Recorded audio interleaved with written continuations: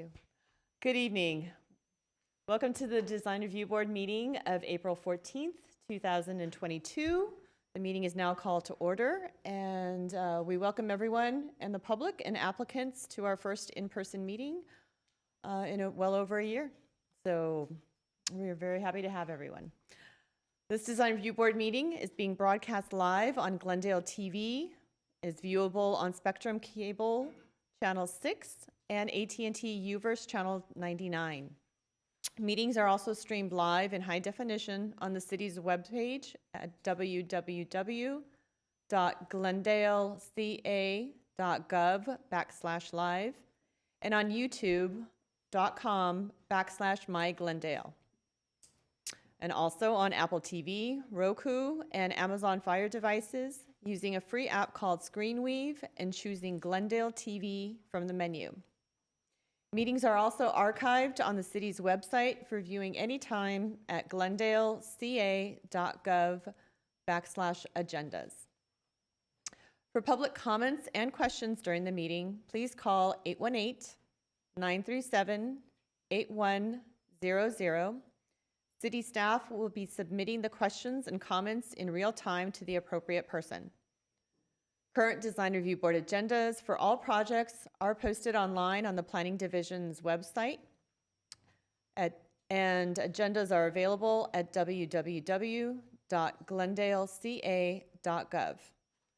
Please note that an appeal of any case heard today must be filed within 15 calendar days of the Design Review decision date. The appeal application is also available online. In terms of a roll call, and after that, we will be electing a chair pro tem because our chair, Mr. Art Simonian, is not present. So, Board Member Lockeroff, Board Member Minas, Board Member Chagayan, present. Board Member Welch, present. Is there a nomination for chair pro tem? Yes, Board Member Lockeroff. I would like to nominate Board Member Welsh. Is there a second? Thank you. All in favor? Thank you. Congratulations. Mr. Welch?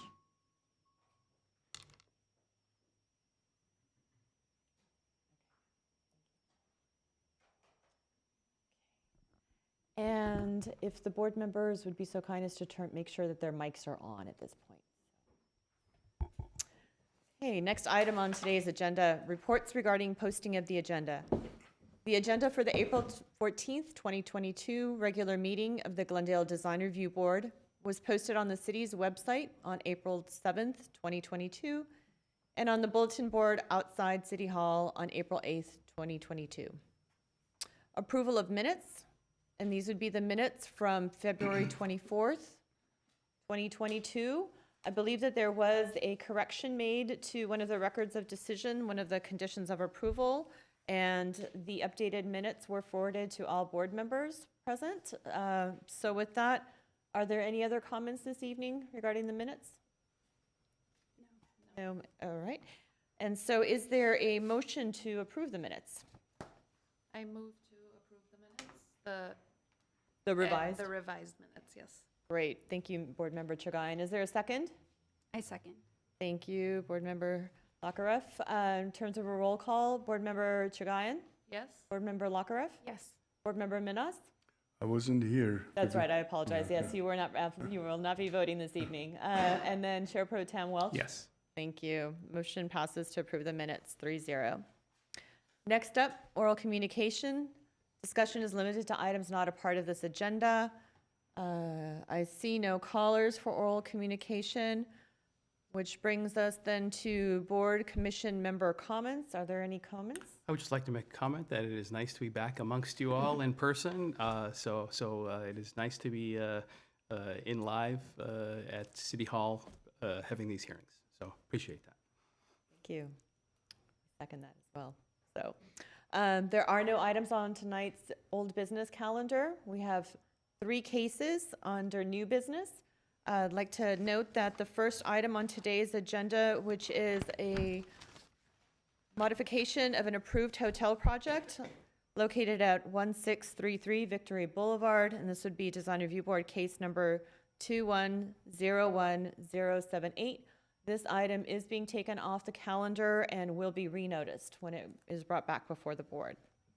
With that said, 2 items remain on tonight's agenda. I'd either like to turn it over to Chair Pro Tem or to Ms. Eileen Babakani, who is the case planner for the first item. It is up to. Hey, let's turn it over to Ms. Babgani. Okay, good evening, everyone.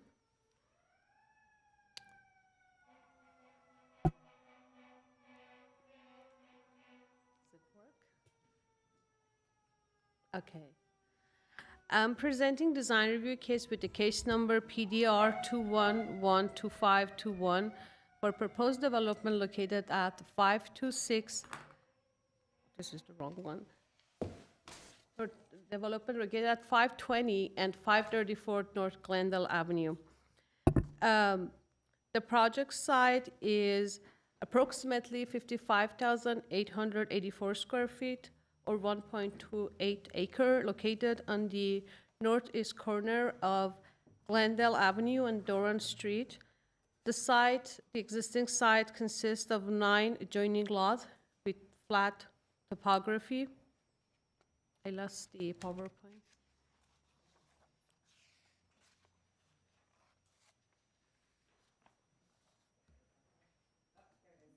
Thank you.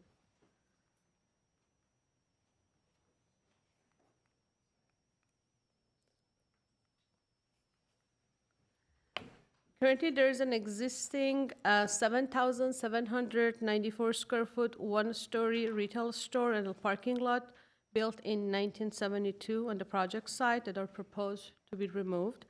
The existing building on the site doesn't appear to meet any criteria for designation at local, state, or national level, and therefore not considered a historic resource under CEQA. The project is to construct a 3-story, 85,505 square foot medical residential congregate facility, including 90 room or 114 beds with a 1-level subterranean parking garage to locate 51 parking spaces. The lot is zone C2, Height District 1, which stands for Community Commercial Zone, Height District 1.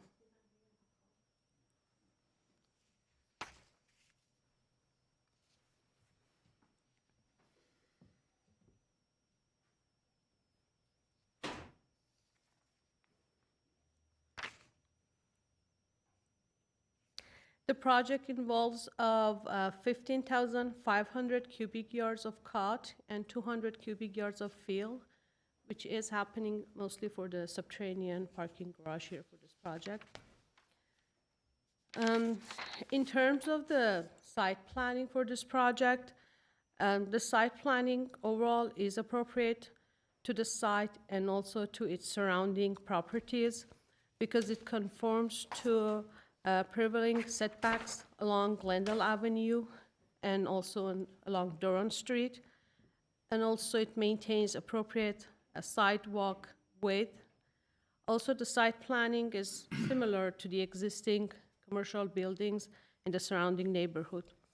The vehicular access for this project to the subterranean parking garage will be from Doran Street to the south, and that will include a circular driveway which is appropriate for this type of use and for this site, and will have combination of pedestrian access as well. I need to mention that Public Works Engineering and Traffic have reviewed the proposed circulation for this project and supported the location of the vehicular access to be from the Doran Avenue, and also they determined that no significant increase in traffic would happen as a result of this project, because it wouldn't generate a significant increase in the number of vehicle trips to the site and from the site.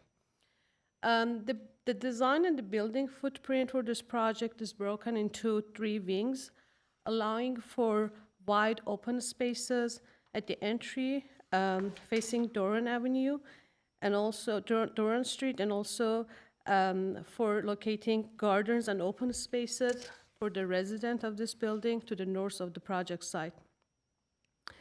The project provides appropriate and code-compliant setbacks, including interior setback from the adjacent property to the east side of the project, which are multifamily development. The proposed landscape plan is complementary to the building design and includes drought-tolerant landscaping. The species and quantity of the new street trees along Glendale Avenue and Durham Street meet the city's urban forestry requirements. Urban forestry, I want to mention that they support the removal of one street tree along Durham Street to locate the new driveway in the condition of the street tree to be replaced. And also the requirement was to plant new at least 10 street trees along Glendale Avenue. And the plans show more than 10 trees will be planted along Glendale Avenue. And as I mentioned, the species is exactly what urban forestry asked for. And the proposed rooftop equipment is appropriately integrated into the overall design and screened from the view.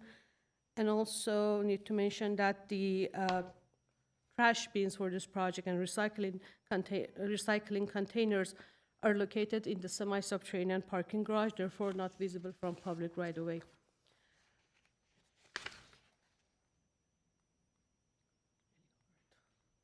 Want to move the slide if you can for me? Thank you. I have the floor plans of this project in this slide, showing the layout of the building and distribution of rooms and spaces on each floor.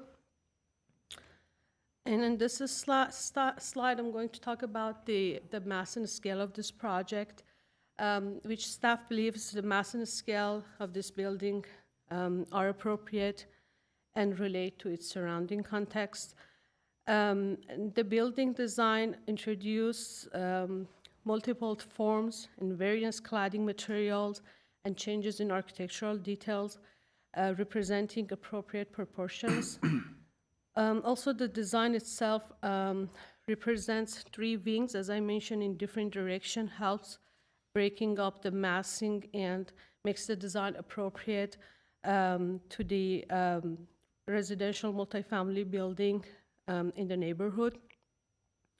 The proposed flat roof of this project, which in some area has deep overhangs basically, is appropriate to the context and reinforces the proposed architectural design and concept.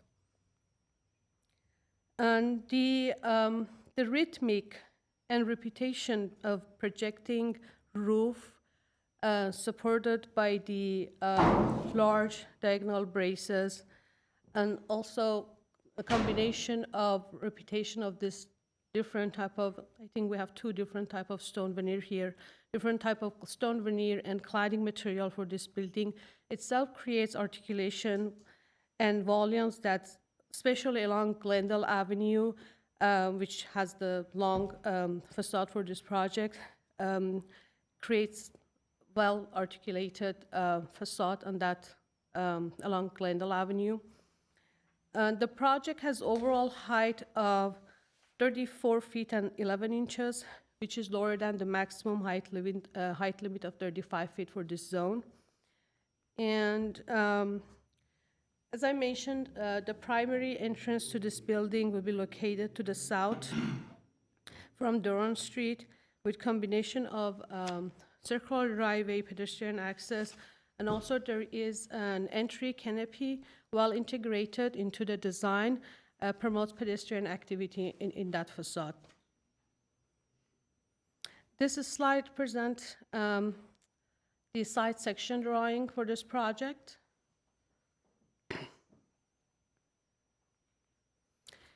And here I put some information about the materials and details from the drawings. The proposed architectural style and details and combination of materials and colors, including stone veneers, horizontal siding, decorating wood timbers, awning and canopies, roof fascias, and fiberglass windows reinforce the proposed contemporary architectural style, and are consistent with the surrounding neighborhood of varied architectural character. The windows for this projects are compatible with the proposed architectural style and with the overall design also.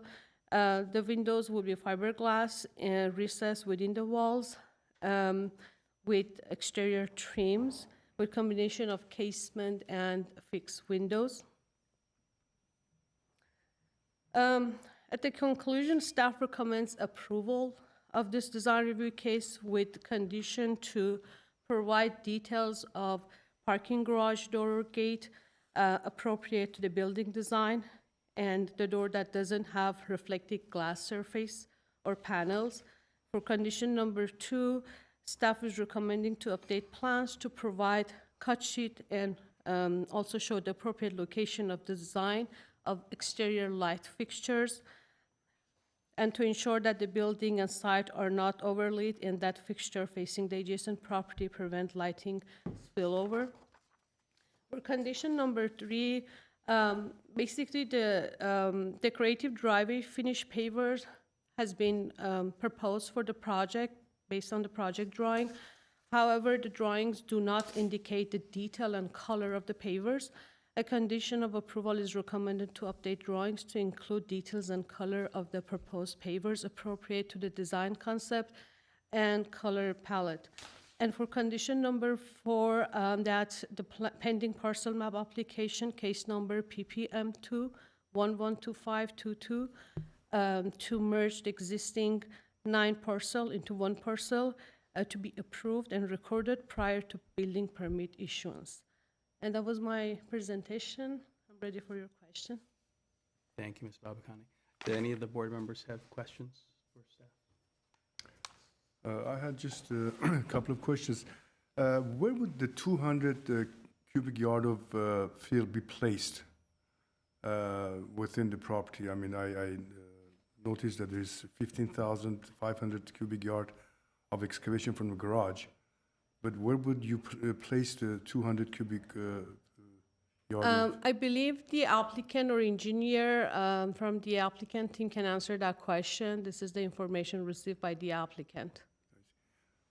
Okay, and then the setback from Glendale Avenue is how many feet? The requirement is 5 feet. And then we have 5 feet here only? Because we are at C2 zone, that's a requirement see. for the setback. Thank you. Not a problem. I have a few questions as well. You mentioned that the trees were approved by urban forestry. Is that accurate, or are they? Yes, I do have comments received from urban forestry upon submittal of this project. I routed this project to other departments for their comments, and the applicant successfully updated the drawing to address urban forestry requirements.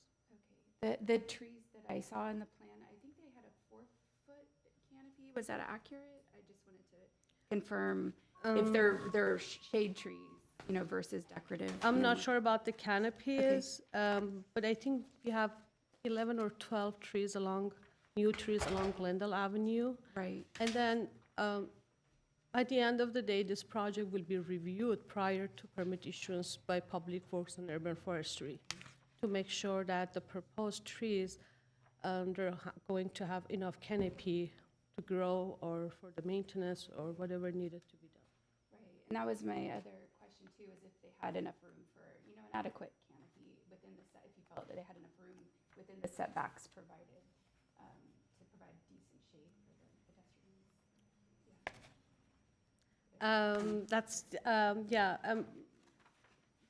The requirement, as I mentioned, was provided by Urban Forestry. Okay. As far as I know, the project had a landscape architect. So I'm not sure if they are here among us, so they can maybe answer the question about the proposed street trees. Okay.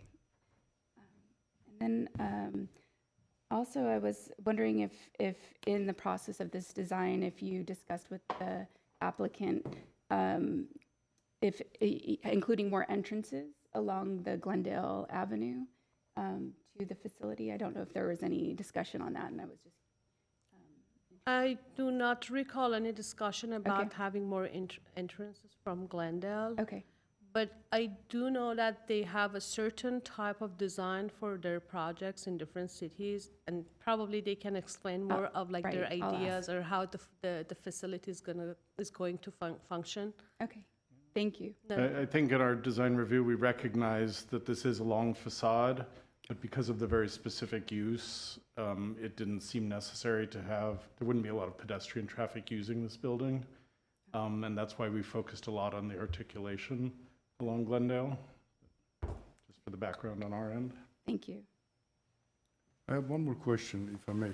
That's a problem. Where would the entrance to the subterranean parking garage be from the circular driveway? The Where- entrance to the subterranean parking garage? would Right be on the from- right side. From The Durham? right side? Yeah, it's from the circular driveway. It's from As Durham? as you enter from Doran, immediately to the right? Correct. Yes. Thank you. If I can follow up on that, though, I was concerned about the slope of that since it takes a sharp left turn there as it's going down. This is needing to accommodate both in and out traffic. And I was concerned if you had cars going both directions, the car climbing up the slope, it might be quite steep at that tight corner. I think the project showed that there's going to be 40% slope for the driveway, which is meeting our code. Okay. 40% slope? on I the drive? think that was what I remember that's on the too steep. drawing, and that was one of my That's- comments actually for this project, to show the transition on the driveway slope. That's extreme. 14, Okay, right? So I was, Great. Oh, 40, oh, yeah, I thought you said 40.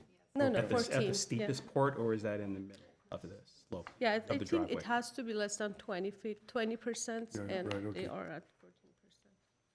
And again, I have difficulty visualizing because the footprint of the ground floor, it comes, pretty close to the Doran Avenue. And in the area of the ramp, you probably have to have at least the ground floor having setback from that ramp area, because you cannot have the building and the ramp at the same, if you superimpose the building with the ramp, there should be some area where, you'll have some space to enter into the garage. And if the building ground floor footprint is extended over the ramp, I don't know how that would work. Maybe somebody can, or an engineer can explain. It is very technical question. Are you referring to the ramp adjacent to the driveway? Yes, yes.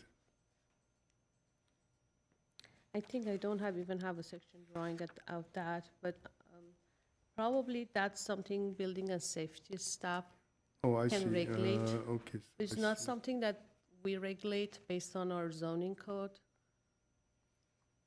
Yeah, the architect may be able to answer that. Okay. Thank you. No problem. Okay, any other questions? No.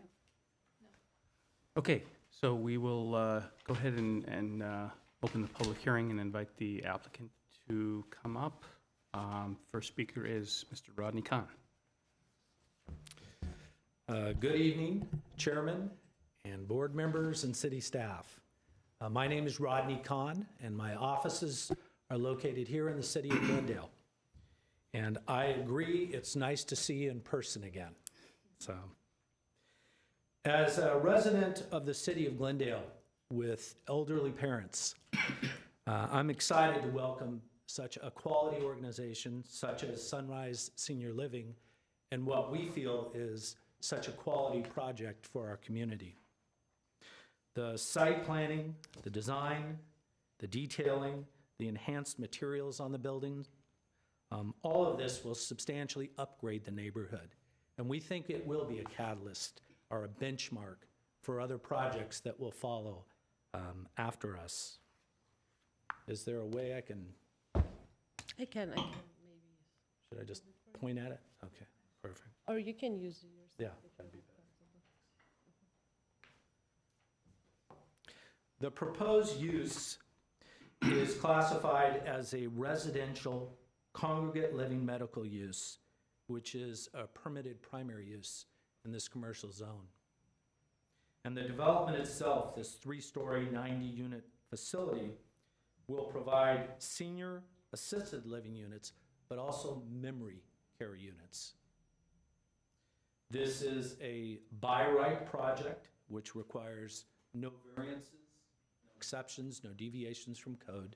So the height, the setback, the open space, the landscaping, all the parking, all of it meets code requirements. I'm the person that does the opening remarks. So I'll conclude my part of the presentation. I'm going to step aside and I'm going to ask for Lindsay Ortega to come forward to continue our presentation. Thank you very much.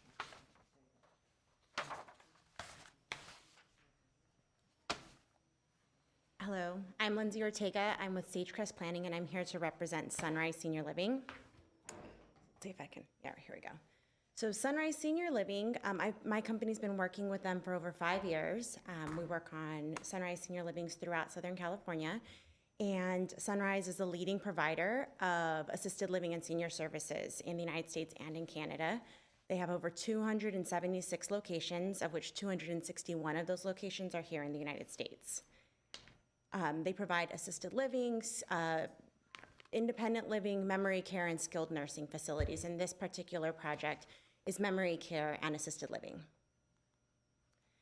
Sunrise employs over 22,000 team members, and they're highly trained. Sunrise has over an 82% reported feeling that their team members are engaged with Sunrise, and that's a very high importance for Sunrise when welcoming seniors and elderly into their facilities. Here is an image of 4 different facilities that are constructed and operating here in Southern California: Belmont Shores, La Jolla, Santa Monica, and Seal Beach. And then here's some samples of different outdoor amenities, which are an important aspect of the Sunrise model. They really encourage seniors to be out in their facilities and in the open space areas, and the gardens are a very important aspect. So, which is why we put so much importance on the types of plants that are put into the open space amenities for the projects. And then here's just an interior image of different facilities that Sunrise operates: the dining halls, open space, interior amenities, and lounge space. And then more interior dining room images, a theater, the different amenities that are provided for the seniors to be able to feel like they're at home. We want this to be an extension, and for residents and their families to feel very comfortable with coming to this particular, once they need to come to an assisted living type facility. And then I will turn this over to our architect, Tyler, and he's here representing Lance Bogosio.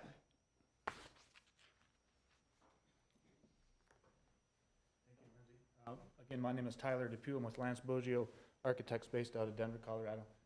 We are a design firm of over 40 professionals that in the 40 years we've been practicing, we've become nationally recognized as leaders in design and senior living facilities. The 5 years I've worked directly with Sunrise Senior Living, this would be my 5th facility that I've designed with them. As Lindsay said just moments ago, that these facilities want to be comfortable and welcoming for our aging seniors. The overall design is very residential in scale, as Ms. Babakani mentioned earlier, with the different offsets and the different massings. The 5-foot offset along Glendale Avenue, we've far exceeded that, and in a lot of places, again, to get that articulation of the building itself, and again, to keep it residential in feel and in scale, and even in materiality with the cultured stone that we're using throughout the facility, and then the 2 different types of a fiber cement lap siding. Again, trying to be familiar for the seniors. Very few seniors want to be moved into a glass tower high-rise in downtown Los Angeles or any other metro for that matter. So again, just trying to be welcoming and familiar residential. Even the interior renderings and photos that we saw, it's very welcoming and familiar for the seniors. With that, there were a handful of questions earlier that I thought I could probably elaborate on. The landscape architect is not present, but any questions that we needed to follow up with some more maybe technical responses, we could certainly do that through Mrs. Babakani. A question about the circular element at the entranceway. Yep. Is that at street level, or is it elevated above street level? We're slightly climbing as we turn into the auto court off of Doran Street. The sidewalk that crosses our new curb cut is within the slope requirements, so it's a 2% cross slope. So as our auto court is climbing, we are level in that spot for safety of pedestrians passing by our development. Did you consider at all increasing the setback a little bit or changing up the site plan along Glendale Avenue? Because, I mean, I admit you're exceeding the minimum requirements, but at the same time, along that first floor, you've got, residential units that are basically at street level. And so people walking along the street would be looking right into people's bedrooms.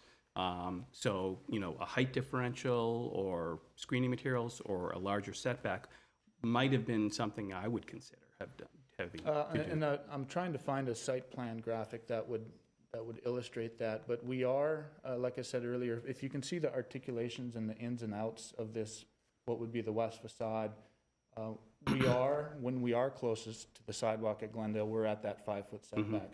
But a good majority of that facade of the building is far and above that 5 foot. In some cases, I think we're even 10 feet setback from the property line along Glendale. I think in an effort to do exactly what you're mentioning. Okay. And that affords us greater landscaping, a better pedestrian experience along Glendale, which can be a fairly busy avenue, as we all know. One more question before I turn it over to the other board members. Can you tell me what your thinking was or the design element of this big awning that covers the front entranceway? And I assume it covers over some of where the cars are? That's exactly because it's right. quite unique and different from other elements, so I would like to hear your Sure. perspective on it. So if you went back about a year ago when we first were working through the conceptual designs of this, all of those popped up roof elements that we see in the bottom 2 renderings here, they had a similar angle and kind of launch to them. We were doing that for a couple of reasons, of course, first and foremost, just architecturally, to give the building some more interest, but also to help screen some of the mechanical units that always end up on the roofs of these facilities. So that particular design kind of harkens back to those days when we had more of that design vocabulary throughout the perimeter of the building. And honestly, when we flattened the roofs to be more within that 35-foot height requirement, we actually felt it was kind of arms open and welcoming to the residents and the loved ones that would be coming to this facility. Okay, thank you. And you're right, it does extend over the auto court where people would be getting dropped off. Okay. Other board members, questions? Yes, I do have some. Regarding, in the renderings, you're showing some bicycles and things like that. I was wondering if you are allowing or doing anything regarding making this a bikeable path in front of the building. I don't know if you're giving any extra dedication or if it was just part of your rendering. We have not given extra dedication to a quote-unquote bike path. Okay, gotcha. We do have bicycle storage bike racks Okay. On the property. Given the type of resident that would be living in this facility, that would obviously be much more geared to the staff members. Right. But we are providing bike parking on site. Okay. Let's see. And in terms of, making this more engaging to the community, and I was wondering if you considered on the first floor, making the spaces more a public spaces. You do have some elements within your structure, and so I'd just love to understand, programmatically, why those spaces were, on the second floor and third floor, and if you had considered putting them on that more public first floor. So all of the amenity space, which is shaded kind of that light mustard in these overall plans, we very intentionally actually focus them onto our rear courtyard. Okay. Again, keeping in mind the type of occupants this building will have. It's not the facility is not open to the public.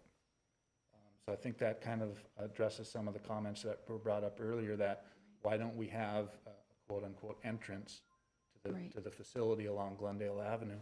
We really want to limit those number of access points to the facility, obviously all for security reasons. Does that address the earlier question? Yes, it does. I just, and I think there was maybe one more public space on the first floor, and that was the barber shop. Is that accessed from, by the community too, or no, that's No, simply, that would okay. only be for Okay. residents of the facility. Gotcha. And So that- the and door that that's is- there is really just an emergency exit or something?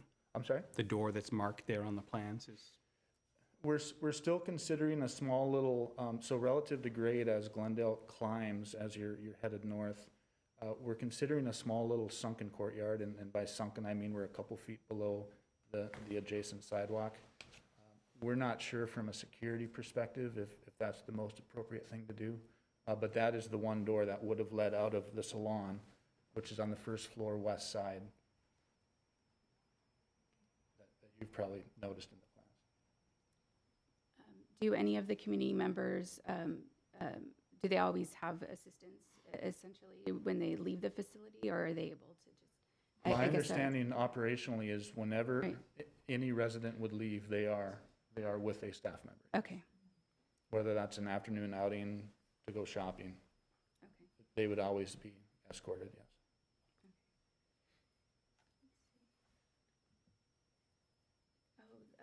The wood structure, this is a completely different thing, but the wood structural elements along Glendale Avenue, Yep. Are they structural at all, or are they purely decorative? They aren't structural in that they're supporting that roof element. So absolutely not required structurally that way.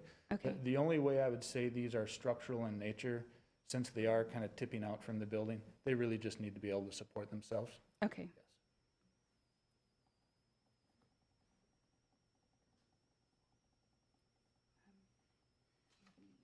Does anyone else have further questions?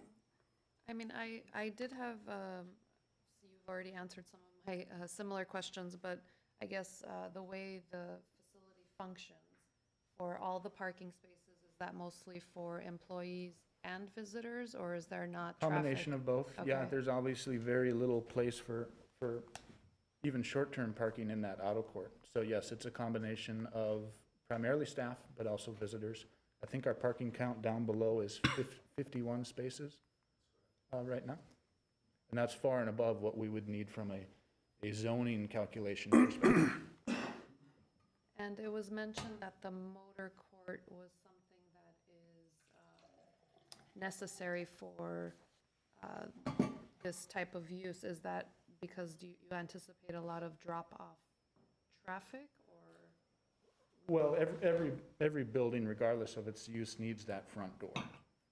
So for us, the outer court it's getting traffic in off of Doran Street to be able to drop off your loved one, or for the loved ones to come get dropped off. If you're dropping off your kids to go see grandma on Easter Sunday, that's where all that would happen. We do have a dedicated delivery zone off on the east side of the building. I don't know if you noticed that in the plans. So that FedEx van, that box truck won't have to pull into our auto court.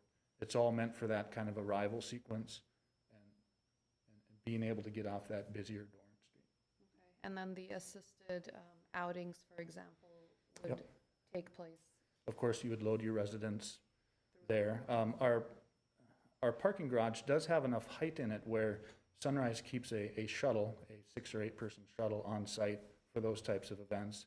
And we do have the height to park that down there. So in maybe inclement weather, they could load those residents into the shuttle down in the garage, or on the nicer day up in the output. I have 2 more questions, please.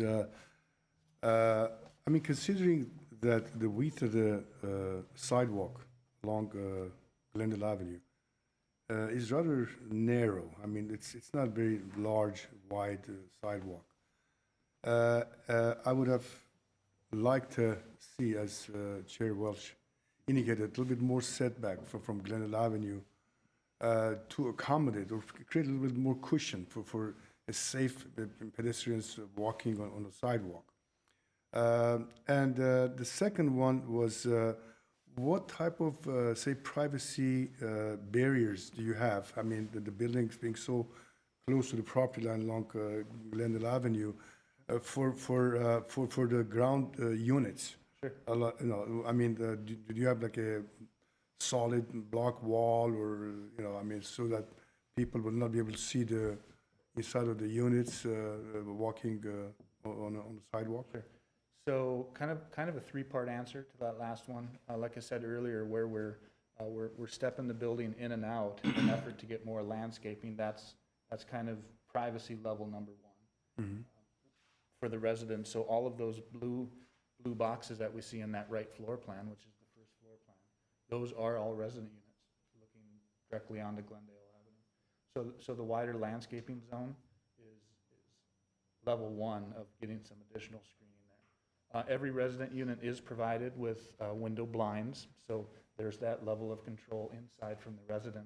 And we're also researching some film material, not a highly reflective film material, which I know was one concern with the garage door, but something to provide another level of privacy, if you will, from residents looking directly, from pedestrians looking directly into a resident unit.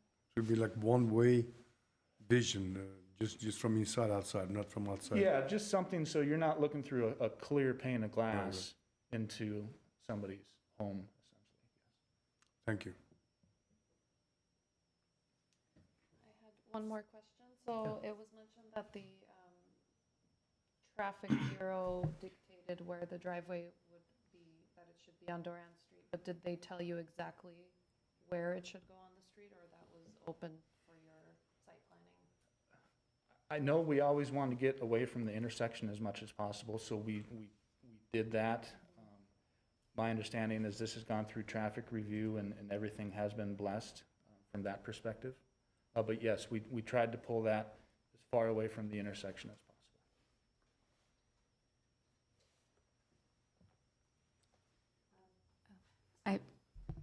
Board members, we've received a few phone calls saying that they cannot hear you, so if you Okay. don't mind speaking into the microphone a little bit more when you are asking questions or giving comments, that would be much appreciated by our TV viewing audience, so thank you.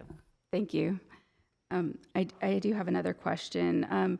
I just love for you to elaborate a little bit more on how you did try to make the Glendale Boulevard facade more engaging. I mean, do you have benches, or I just want to understand what will go along there for the pedestrians that are passing by. So the building itself isn't really engaged by the pedestrian.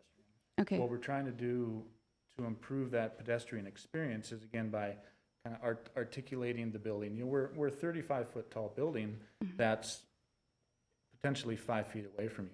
So again, with articulating that west facade, the ins and outs, there's also variation when you get to some of the upper floors where we'll have a greater offset at grade level, maybe 10 or 12 feet, then we get up kind of a little out of eye shot of the typical pedestrian, you know, walking north or southbound. But then we'll bump out the building again, just to try to give those multiple layers of the building. And then with changing up some of the materials, you know, we have a couple different types of stone in different colors. And then it's kind of the positive and negative with the 2 different types of siding material that we're using. What we're trying to avoid is that 300-foot long, flat, 35-foot tall facade. So really trying to break it up. based on some earlier feedback we got from the city, we varied our window sizes a lot more than we had originally, just to prevent that every 14 and a half feet, we have a resident unit. So every 14 and a half feet, we have the same window. And they stack throughout all 3 floors. So really just trying to vary it up and break it up. Thank you. You mentioned that there was a 2-foot difference along Glendale Avenue, but in your elevations, it's fairly flat. Could you explain that a little? That might just be my rendering artist's freedoms. But as Glendale climbs, we know it's about 5 feet from the intersection of Doran and Glendale. It climbs 5 feet to our furthest north property line. So 5 feet. 5 feet. So Okay. at the southwest corner, we're elevated above the sidewalk by about 24 inches. And then with some natural landscaping and bringing that grade down to meet the sidewalk. So as Glendale's going up, of course, our building is flat. And then we pick up that last 12 inches or so on the north end of our site. I have one more question. Just were any environmental strategies used in the structure in terms of daylight or even just one basic question? I didn't notice where the solar panels were located on the roof plan. Yeah, from a sustainability perspective. Right. One thing that's constant throughout all Sunrise facilities is maximize the daylight. We know it has benefits to our health and our healing, so that's why those windows in all of those units, as well as the amenity spaces, are as big as they can be. So that's number one. California Building Code and Cal Green and all of those, they tell us that we need to be solar ready on the roof. So we've set aside real estate up there. We've kept it free of other mechanical equipment, and we've routed conduits up there so that we are, quote unquote, as the code reads, solar ready. Other levels of sustainability, we're detaining stormwater on site and of course filtering it before it's discharged into the city's storm system. Drought tolerant plantings throughout. We've tried to maximize the amount of planting versus hardscape on the site in an effort to reduce heat island effect. And all of that it's really just common sense, good design today. Thank you. Any other questions? No? Okay, thank you very much. Appreciate it. Thank you. Are there any callers or other speakers on this matter? No? There are no callers at this time. Okay, very good, thank you. Okay, I guess with that, we can close the public hearing and proceed to board member deliberations on the matter. Do I have a volunteer who'd like to speak first?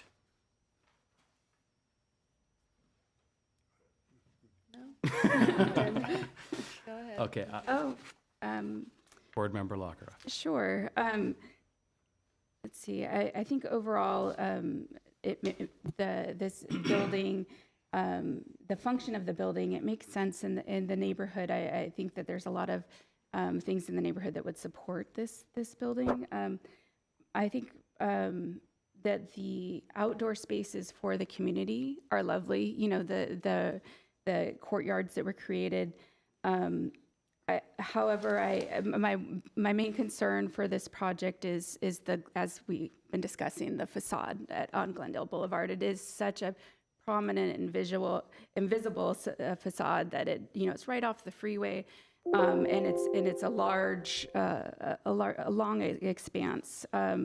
And on this major artery, and I do think it would be lovely to have more space and breathing room for pedestrians. I love that you did have bikes in your renderings, and I would love to see more engagement with the community. As I alluded to in my questions, I like the window selections, but I would also love to see more, a little bit even more greater variation, especially from the first floor to the upper floors. I would love to see, like, the barbershop, for instance, reflect itself as a a shop. I understand that it's not accessible to the community, but an awning or something that indicates that this is a storefront. Let's see. In terms of shade trees, as I mentioned, it sounds like urban forestry is going to take care of that. But along with this being a very walkable street, nice large canopies would be great. And if there's not that room for large canopies, that's a challenge. Let's see. I'm sure I have more points. But I would also love to hear what my fellow board members think on the topic as well. One other thing I would like to mention is regarding the materials, the faux beams. I would, along Glendale Avenue, I almost would prefer to not have them. I'd love to open that discussion up and hear what my fellow board members think. I appreciate and I understand why you want to create this repetition, but I think in contemporary design, I just love honesty of materials and think that there are other ways to achieve that same thing. So yeah, I'd just like to open the discussion on the materials. And I do actually love the shape of the carport, the sloped roof of that. And I don't know if somehow that could be integrated into this Glendale facade a little bit more. I'd love to see more articulation, not only in the forward and back, but in height too. See, I appreciate that the parking is underground. That's fantastic. It's a big a change from what with Virgil's has this parking lot in the front, and so now it'll be vegetation, and I think that's great. I think that's it for now, and I'll pass it on to my. Before I turn it over to somebody else, do you have, there were 4 conditions that staff put forward. Right. Are you in alignment with those conditions? I am in alignment with those conditions. I would also love to see conditions, as I mentioned, for a larger setback. And other, I would love to see it developed more articulation of the facade, like I said, in terms of not only forward and back, in terms of the setback from the property line, but in terms of the scale of the height in the front. So let's see what else. I would love to see a condition. I would like to see the removal of the vertical beams specifically. And I understand that it sounds like it's hard to have an entryway, but if there was a way to work in some kind of entry from that side of the building, it would just be really nice to have. If right now it feels like the building's turning its back on this major thoroughfare versus engaging it, which to me I feel like is a missed opportunity. And so I would love to hear my fellow board members' ideas on how we can help achieve that with this particular function, building function. Okay, thank you. Thank you. Board Member Minas, would you like to go next? Yeah, sure. Thank you, Mr. Chair, and thank you very much for the presentation of the project and staff report, a very comprehensive staff report. Again, I like this project. I think it's a project that will be welcomed in Glendale. It's a necessary, needed complex for senior living. I like the open spaces provided. I like the landscaping.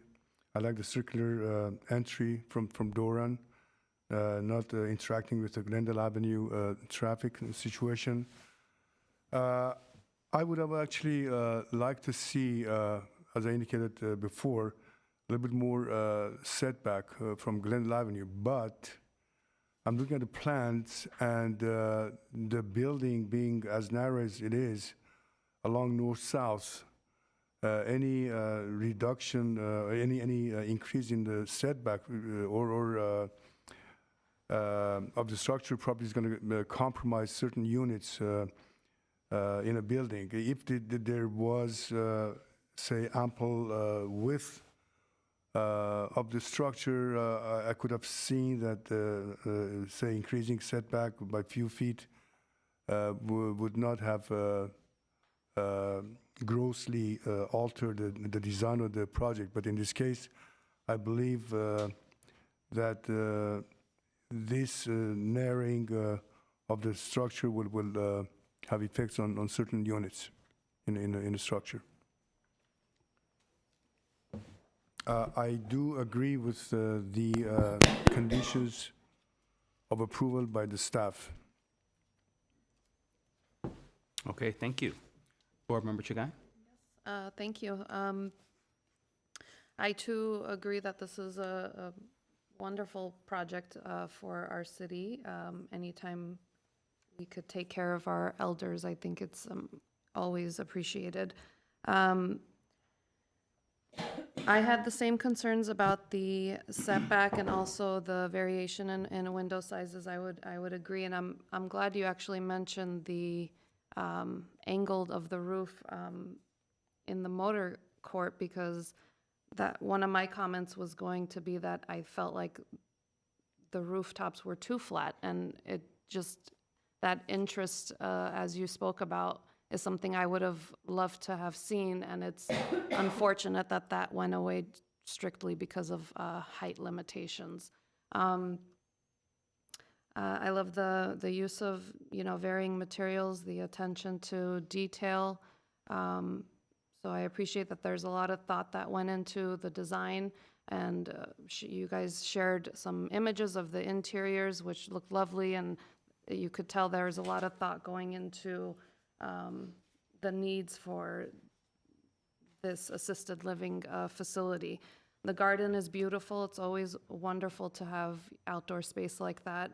But again, I think the biggest concern for me is that setback on Glendale Avenue, only because as strange as it is that there's a freeway right there north of this property, it's a busy pedestrian path, there's bus stops, there's a middle school just up the street, constant traffic of people walking along Glendale Avenue. So I think not only would it benefit your residents, especially living right there on that ground floor, but it would help the pedestrians of the city also enjoy the experience, where for so many years now we've been so used to Virgil's there with that expansive parking lot that it's going to be a drastic change to that street, not only in look but in function.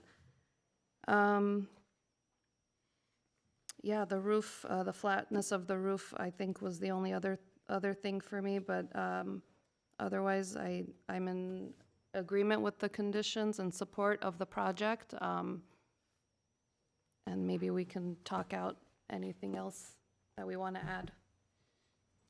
Okay, thank you. For my part, I largely concur. I think that the space planning done for the project is very well done and well considered. Putting all of the parking underground is very much appreciated. The real focus and attention paid to how that garden works, how it's integrated into the project, how from multiple stories it looks out onto it. I think all that is very well considered, and I certainly, for one, appreciate that. So I think that you're due all credit for that. And I also appreciate, the effort that was done in articulating the facade. I think that largely succeeds, but I also am concerned about that setback. I just have, walking the site and seeing how narrow the sidewalk is, I would be very concerned, about, privacy issues, the growth of these trees. I mean, these trees grow into fairly large trees, and especially in the narrowest part, the 5'1" portion of that, those trees are not going to have a lot of space to grow, and I'm no expert. I know the urban forestry people are going to be paying attention to that, but I just feel it's quite narrow. And even if you put the tree right up against the sidewalk, which is probably not advisable, the canopy is going to be hitting into the building. It's going to be right there. So I think that it would be well considered on your part to think about how you could potentially tweak that setback to increase some space there, give more space for the landscaping and a buffer between the sidewalk and the people's bedrooms, elderly people's bedrooms, which are right there. So that is my biggest concern. I also share Board Member Lockeroff's question about the fake beams up there, the wooden trusses and whatnot. I like them. Design-wise, I think that they look good, but if they're just tacked on, decorative things, then I don't necessarily think that it is appropriate. It makes a lot more sense to me when you were talking earlier about how you had these slanted roofs, that were, speaking to the design language of that entryway, and that made a lot of sense to me. Now I feel that we've got two things that are sort of disaggregated. And it would be nice to try to bring a little bit of that, even if just in part, to some elements of that roof structure, to try to work with staff on figuring out how some of that could be brought together. So those would be my comments. Generally, I do still support the project. I'm in support of all of the staff's conditions, and that's where I stand. So. Any other feedback, comments to each other? Chair Pro Tem Welch? Mm-hmm. Forgive me.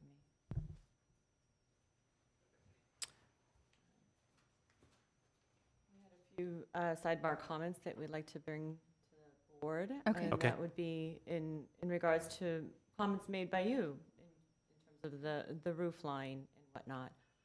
There was a previous proposal that was presented with more angular roof forms that exceeded the height limit set by code, and the applicant, from my understanding, wanted to come forward with a completely code-compliant project. Mm-hmm. So that is what Right. you see before you today. I'm not sure if the board would greatly prefer to see a previous proposal that exceeded. However, and bear note, we cannot present a project that does not comply with code. There is the possibility of having the applicants apply for an administrative exception, which would be a minor deviation from code that would not require a public hearing based on a set of required findings, one of which would be a design improvement. So forgive me, I did not bring this to the, did not confirm with the applicant. The board cannot have the applicant do that. Correct. The applicant could, hearing the board, choose to do that in the future, but we can't make that a condition. Correct. So we could make it a consideration, perhaps, that they could then take into. I think they've heard you. I'd be reluctant to even put that in a. Okay. And I apologize because I really should have confirmed with the project team before you, but this is in regards to comments made by the board and just perhaps we'd like to give a moment to the project team to see if they would even want to. What That's what I was we gonna could also do suggest. on that note is work with the project team to see if the roof plate at the backside of these volumes could be dropped, so we could get a little bit of angle but still stay within the height limit. Okay.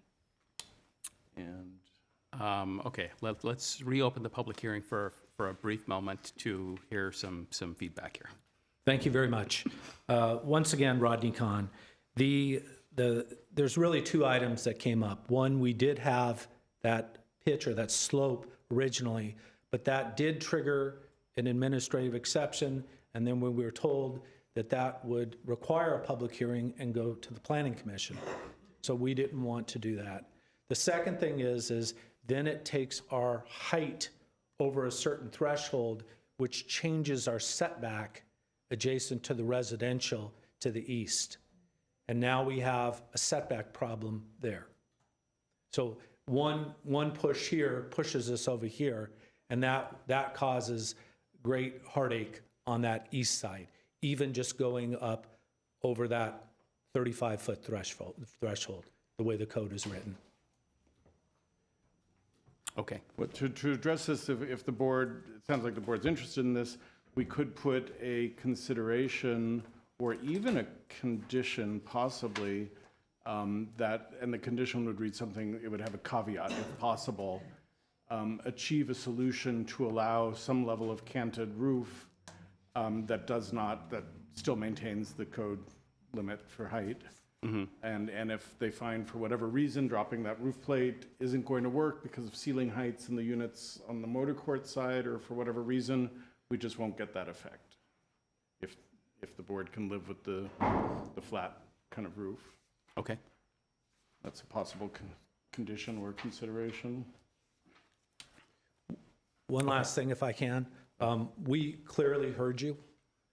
From our perspective, obviously, we would love to be able to move forward, get your approval here this evening, and continue to work with staff on those few minor items. Thank you very much. Thank you. Okay, so unless there's any more back and forth here for us, I think that there's some consensus, certainly, on a condition regarding working with the applicant, or the applicant working with staff to try to increase setback on the Glendale side. And if we could just get clarification on that, because of the interesting angles that we already see on this building, I'm wondering, especially on the north side, if the northern part of the Glendale facade couldn't itself angle in, giving more space there, just creating a more dynamic volume. And maybe a little bit on the south side, maybe it does bow out toward the sidewalk in the center if they need that, because that's where the bar comes through in the center. So if you give us guidance in, that we could have flexibility where it wouldn't just be move the whole facade, because as board member Mina said, that may start affecting the room sizes, it may affect the motor court turning radius, it could have all these other impacts. So. The parking garage, yeah. Right. Okay, yeah, I think that's good. So something along the lines of for the north and south wings, which house most of the residential units, where if they could work to increase the setbacks in those areas, but any public spaces could be, allowed to be closer within the minimum setback area.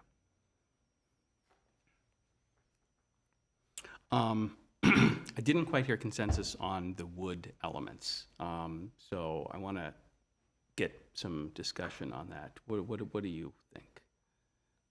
I like it because it helps, I think, make it not look like a commercial building. Yeah. However, I am in agreement with wish it was actually wood and not faux. So I don't know if that is necessarily. I think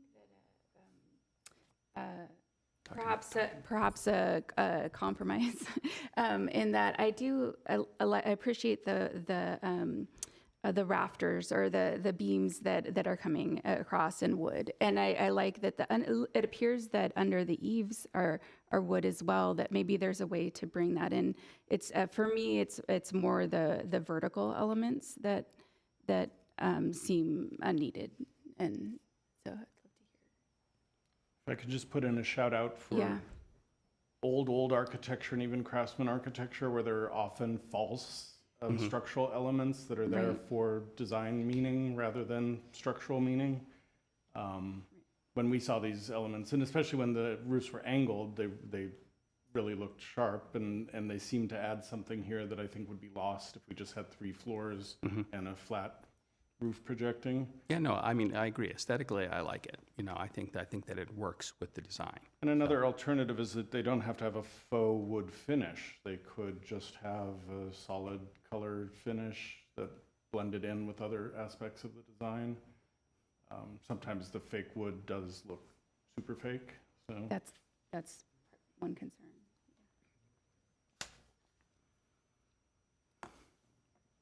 So, any other comments? Not any more comments. Is somebody prepared to sort of craft a motion,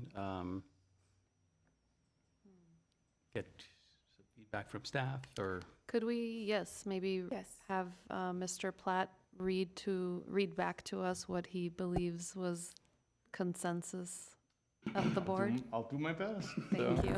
I think there's deep consensus on the Glendale Avenue facade, finding ways to provide a better pedestrian experience as well as more privacy for the ground level residents.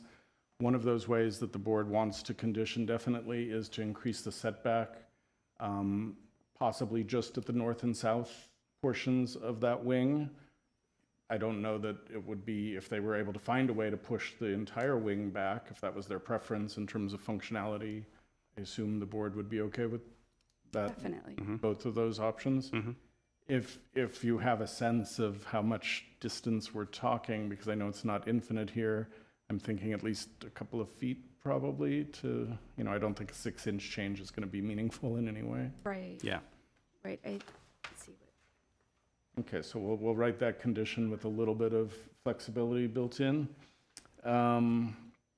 In terms of the roof line, we're going to ask the team to explore the possibility of finding a way to revisit the sloping roof forms by changing other aspects of the structural aspect of the roof plates and all. If they can't achieve that, we will accept the flat roof forms that we're looking at here. I think, I'm not sure if my comments had led to any changes. I think there was consensus that the diagonal struts are okay, but that maybe to make it more, to get rid of the fake wood aspect of that, to keep it more keeping with the other, because there are other kind of wood type features. There's the horizontal siding, which often looks better when it's not imprinted with fake wood grain, but it's kind of a smooth surface. is So then much if we better. had a smooth surface for those outriggers and struts. All right, so we've got those two. Got the setback. I think those were the two big issues that I heard. Well, there was discussion, but I didn't hear consensus on trying to achieve more of an entry on the Glendale facade. I think based on our work with the team and I think the way they discuss, they want access to be very limited to the facility. I'm not sure if that's realistic, but so no consensus there. I think that the project, the site planning that they've done is most appropriate for the use that's intended. I'm not sure that there's much more that could be done. Okay, I think that covers everything, plus support for the 4 staff conditions. Well, I will move to approve the project with the said conditions that Mr. Platt just read to us. To be clear, sorry, before we approve, what setback will you be noting? You mentioned a couple feet, and I just wanted to clarify. The board usually tries not to be too prescriptive in terms of either dimension or, so I think we're going to say to provide a setback, and there could be other, I didn't mention this, there could be other ways to achieve greater privacy with maybe different window forms on the first floor. Yes. Or making sure, I don't think the rendering does justice to the discussion we had about landscaping. We talked about layered landscaping that rises in height as it gets closer to the building, along with the trees, to kind of provide a buffer and some privacy. But in terms of the actual setback, we would write the condition to increase the significantly increase the setback from the sidewalk along Glendale Avenue, in a configuration that meets the board's direction. At minimum, that would be at the north and south sides, or possibly for the entire facade. Does that cover? Yeah, I just didn't, like you said, if it's just a few inches, then I just didn't know if you set a minimum in some way. Yeah, we always meet with the applicants after, Okay. when they come back with a redesign, and if Okay. they try to pull that, we don't accept Okay, it, great. so, yeah. Okay. And these guys are pros. I so they'll- failed to mention one other thing Right. is that within that setback, the landscaping, whether it was more, lawn and open versus like a high planter that might alter that. What we're hoping to gain is like a nicer pedestrian experience in the front. So I don't know if we can add to that condition or how you would feel. Well, if the board wants to give us some guidance there, I don't think there's a proposal for any planter there.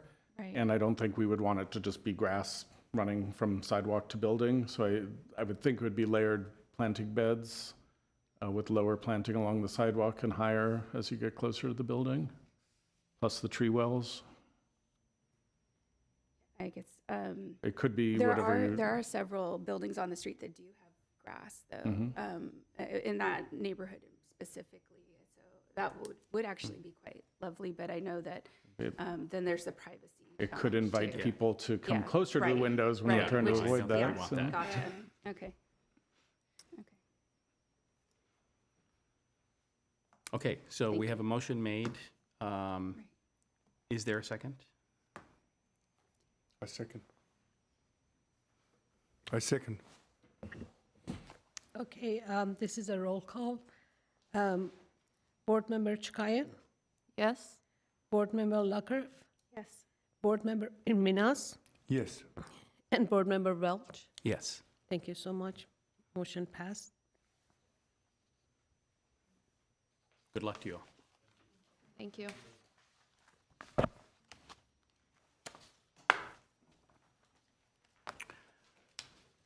Okay, we have the next item up is PDR 2111714.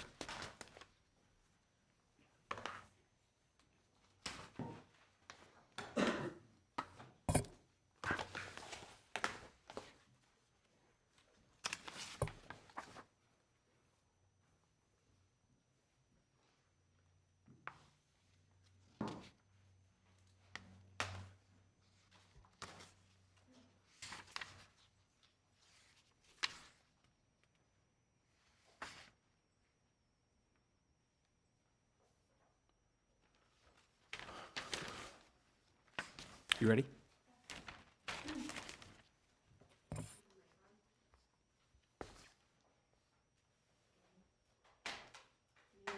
Yeah, it's on.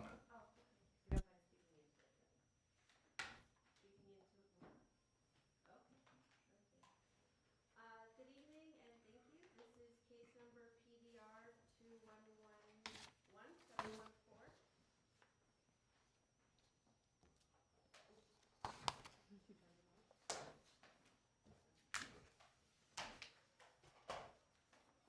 Good? Okay. Good evening and thank you. This is case number PDR 2111714 for the project site located at 924 Old Phillips Road. The project site is a 9,250 square foot interior lot located on the southwestern side of Old Phillips Road in the R1R Single Family Hillside Zone, FAR District 2. The site was originally developed in 1967 with a one-story, 2,243 square foot single-family residence and attached garage in the Mansard Hollywood Regency style. A historical evaluation was prepared for the property and is included as an attachment to the staff report. The property does not appear to meet any criteria for listing on any national, state, or local register for historic resources and is not considered a historic resource under CEQA. First, I just want to provide a brief summary of the background of the project. In April 2020, a building permit was issued for interior remodeling work, and a subsequent stop work order was issued for exceeding the scope of work and demolishing portions of the house. Then in August 2020, a building permit was issued for an interior remodel and addition that was exempt from DRB based on the proposed scope of work. During construction, the project exceeded the permitted scope, resulting in demolition of more than 50% of outside wall and roof area, and that's why we're here today. The project is considered a new single-family house. Based on the demolition, all non-conforming rights are therefore forfeited, and the project must comply with current standards and obtain DRB approval. At this time, the majority of the house has been demolished and the new house has been partially framed.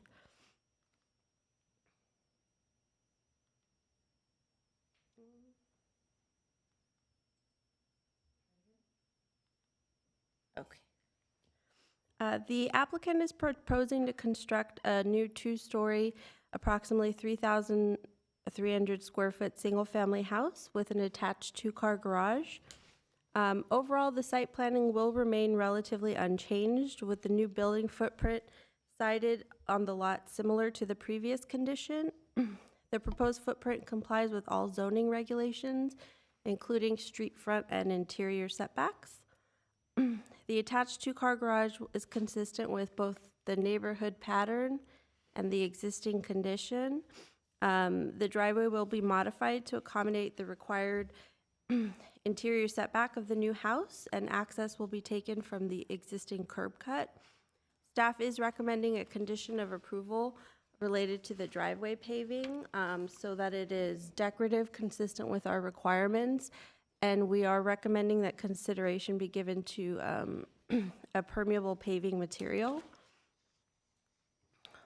New drought-tolerant landscaping is proposed throughout the project site, and the selected plant palette is complementary to the development of the site and complies with the minimum landscaping requirements.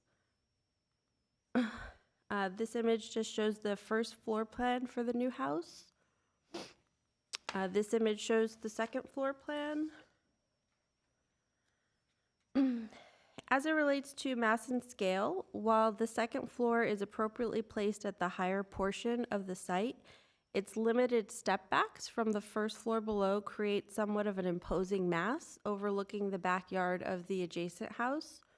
A condition of approval is recommended to shift that second floor mass to the southwest to help soften that overall facade and the overall massing. The roof at the front entry and the stair tower also create proportions that create a visual imbalance with the front facade. So this the stair tower creates a tall and narrow mass that is out of balance with the rest of the design.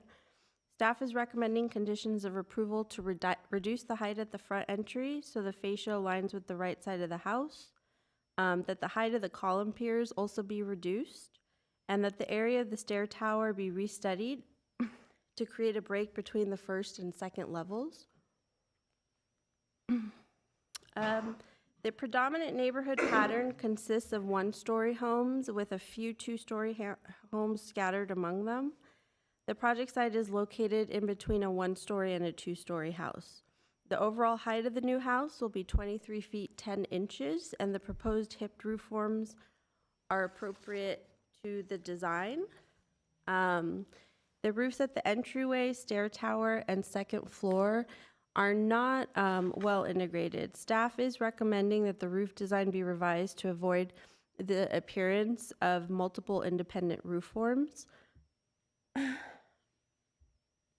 Sorry. The proposed materials for the house include smooth stucco in an off-white color. Oh, no, sorry. That is wrong. Overall, the design and detailing of the project is appropriate as conditioned in the staff recommendation. In addition to lowering the height of the entryway and the massing and the masonry column piers, staff is recommending that the design of the front door also be clarified. The design of the garage door is also not compatible. It would be more appropriate for a modern style house. Staff is recommending that opaque panels be incorporated into the design and that they not be reflective. The proposed materials include light-colored smooth stucco, stone veneer cladding, and slate roof tiles that are appropriate to the design. The horizontal railing design, like the garage door, would be more appropriate on a modern-style house. So staff is recommending that the design be revised to be more compatible with the traditional elements of the design. As it relates to public comments, staff has received a few comment letters from the surrounding neighborhood. These comment letters have been provided to you for your consideration, and a copy is kept on file with the planning department as part of the public record. The primary concerns from these letters are that views would be blocked for the surrounding neighbors, privacy impacts from the new second floor, as well as the outdoor balconies, especially the one towards the rear, as well as there are concerns about the property values being decreased.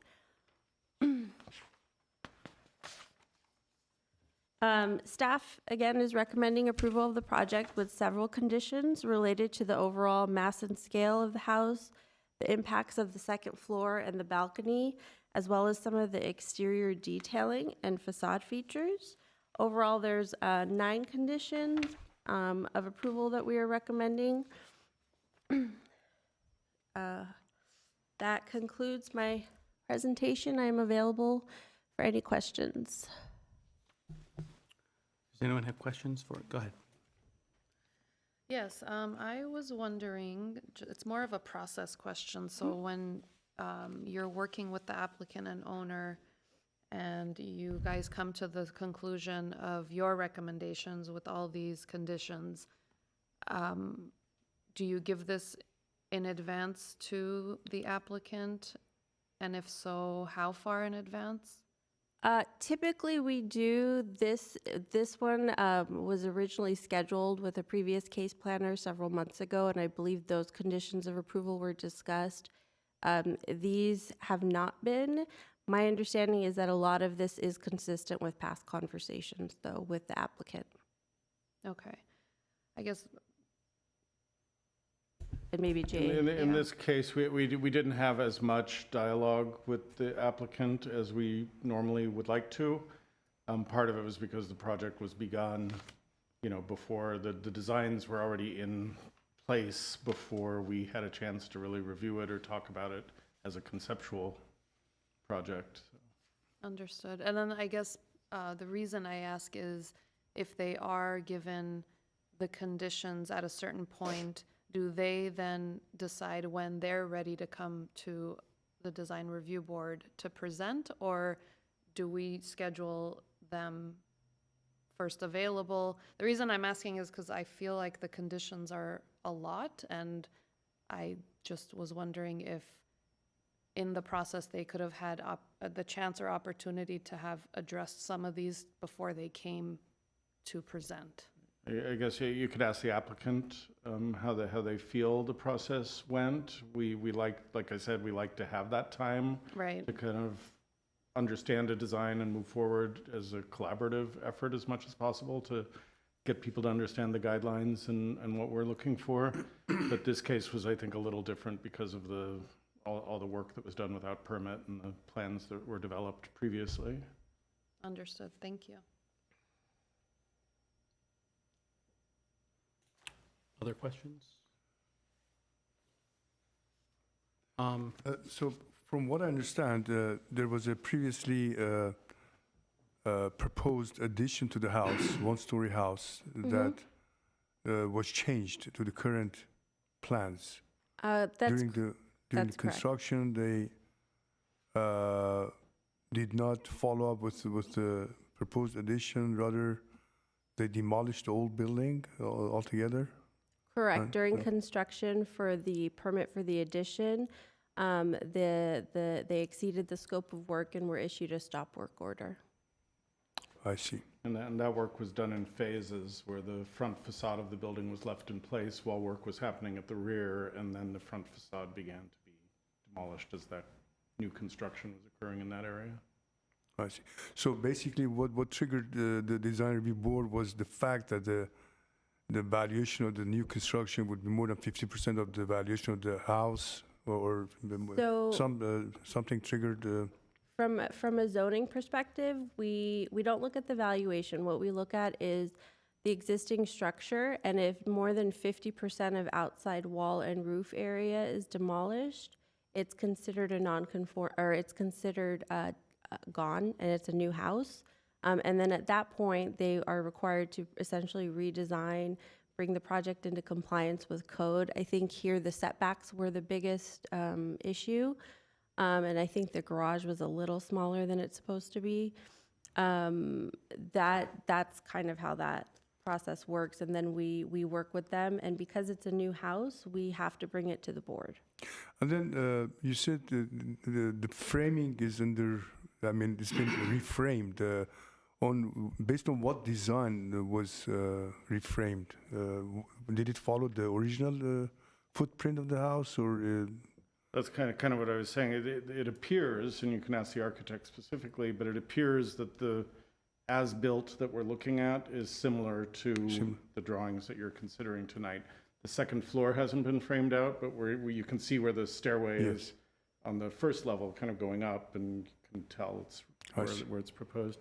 And just to follow up on what Vista said, just so the board understands our kind of process, even if this were, if all of these things hadn't happened and they came forward with a remodel that would have included the second-story addition, that would come to the board. And so there are other things that kick things up to the board, not just this 50%, but in this case, it was the 50%. I see. Thank you. I have a question. In one of the emails that we received, there was reference to, this is from Rafi Varosian, there was no board sign in front of the property. This is as of April 4th, and there were no story poles at that point in time. Is that? They were placed on that April 4th date. They were placed that day? Yeah, and I've spoken to Mr. Varosian about that as well. Okay. Is that sufficient notice and preparation for these hearings? It is required 10 days before. April 4th is the 10th, or the first day of that. Typically, the story poles are installed beforehand. They were not, but because they went up within that 10 days, we didn't continue the item. Okay.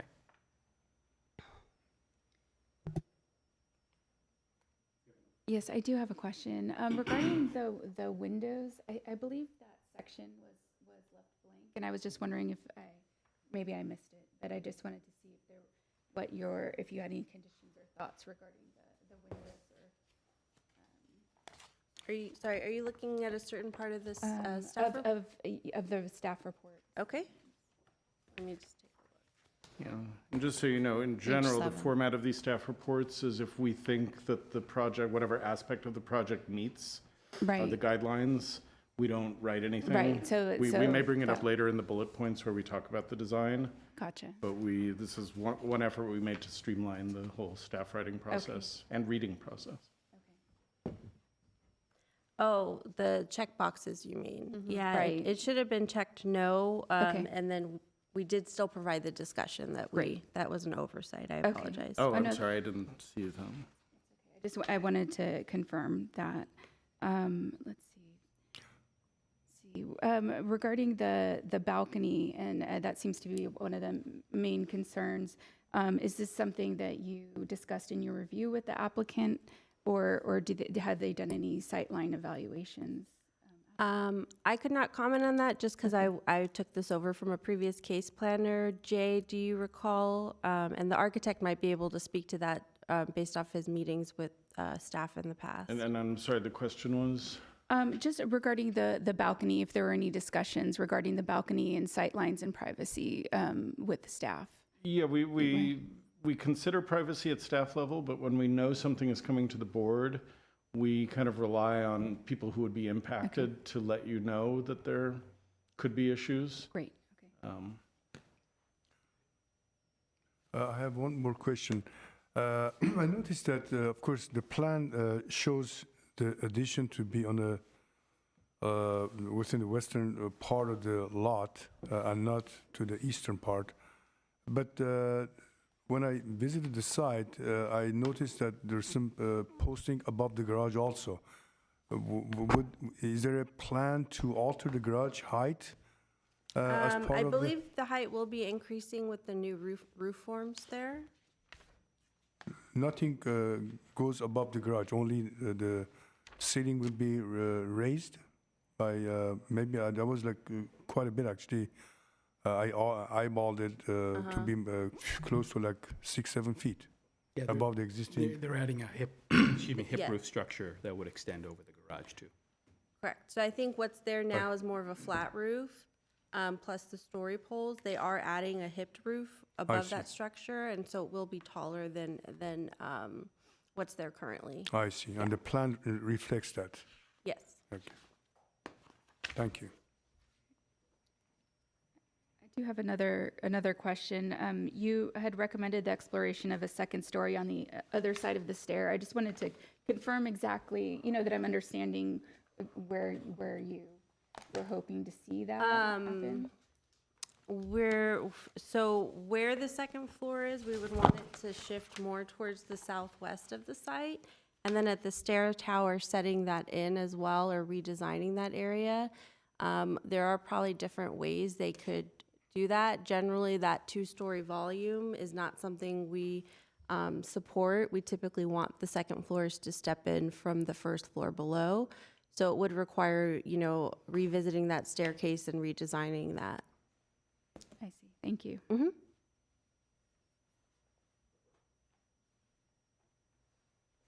Okay. Seeing no other questions, we will open up the public hearing and invite the applicant to come up here and present the case. Please state your name and residence for the board, please. Yeah, good evening. Name is Nari Kodadadi. I'm the project designer. It has been a long road for this project since we started, I think, sometime pre-COVID or right around then. So initially, like Vista said, I had plans to do roughly 700 square feet addition towards the back, nothing in the front. During construction, it went over 50%, not by addition, just by removing exterior walls and roof. So that triggered the 50%. And then owners always wanted a 2-story house, so we said since we're going to the board, might as well do a brand new house, 2-story from scratch, and that's why we're here.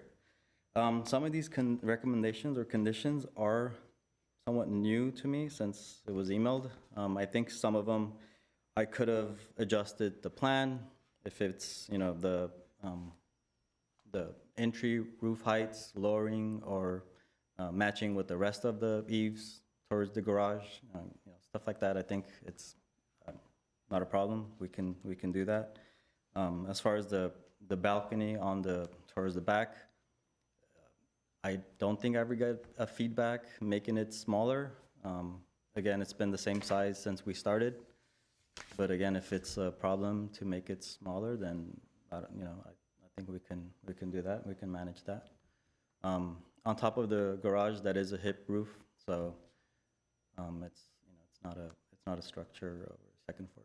But pushing back the stairs tower, I think that's fine too. We can manage something with that with staff. Any other recommendations? Shifting the second floor? Yeah, that's kind of a big one, but as is, I think we're about maybe 2 feet or maybe a little bit less, shifting it in. But I assume it can be shifted and roof lines can get maybe a little bit minimized as far as the hips on the side and towards the front. As far as driveway, the pavers, I think decorative, that's fine, that's not a problem. I think that's it. Any questions or comments? So you've looked at the full list of the 9 conditions that were in there? And Yeah. Okay. Yeah, we don't actually have one about the balcony, so we have one about the balcony railings, but not about the balcony itself. I think it was a comment a neighbor made. Possibly, yeah. Yeah. Mhm, yeah.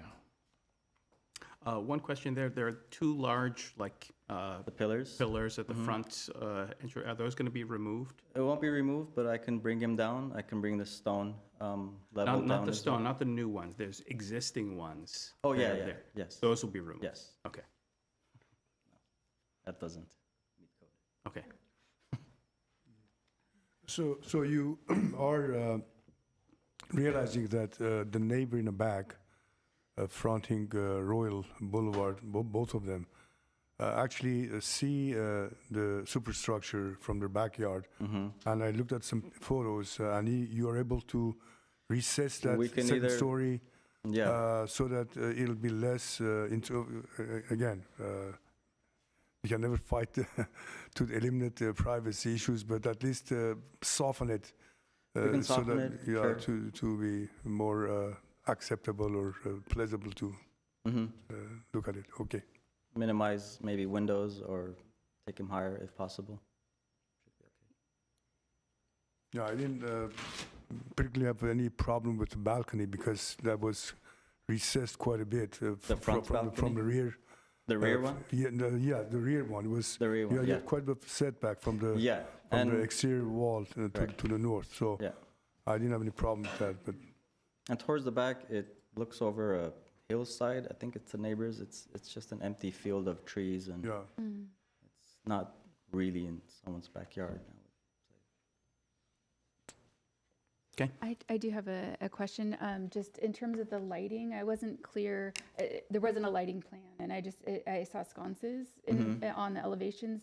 What is the lighting design for this project? Plan? It was just something the owners picked, and then I included in the plans. You know, it was just a typical lighting. So there will be no more additional, there's, you know, the dark sky ordinance, is there additional lighting I don't- planned at all besides No. the sconces? It's just Yeah. the sconces It's just the only? sconces, yes. Okay. And then, let's see. I guess, just wondering if there were any environmental strategies that you used, or if you would consider as you're looking Yeah. at moving this. No, we haven't. Second, okay. The doors and windows, do they have, you mentioned, the staff mentioned, Yeah. getting more clarification on that. Yeah. I just wanted to make sure, the windows themselves, do they have any grids, or did you plan any, or to just be, I know the windows, we wanted the dark color fiberglass. okay, And then as far as the entry door, I did give one sample, but if, you know, planning wants something detailed, we can get manufacturers and specs. okay, great. I think that's it for me. I had a question about your previous design that was a under 700 square foot addition on the Yeah. single story. Is that represented in this existing floor plan?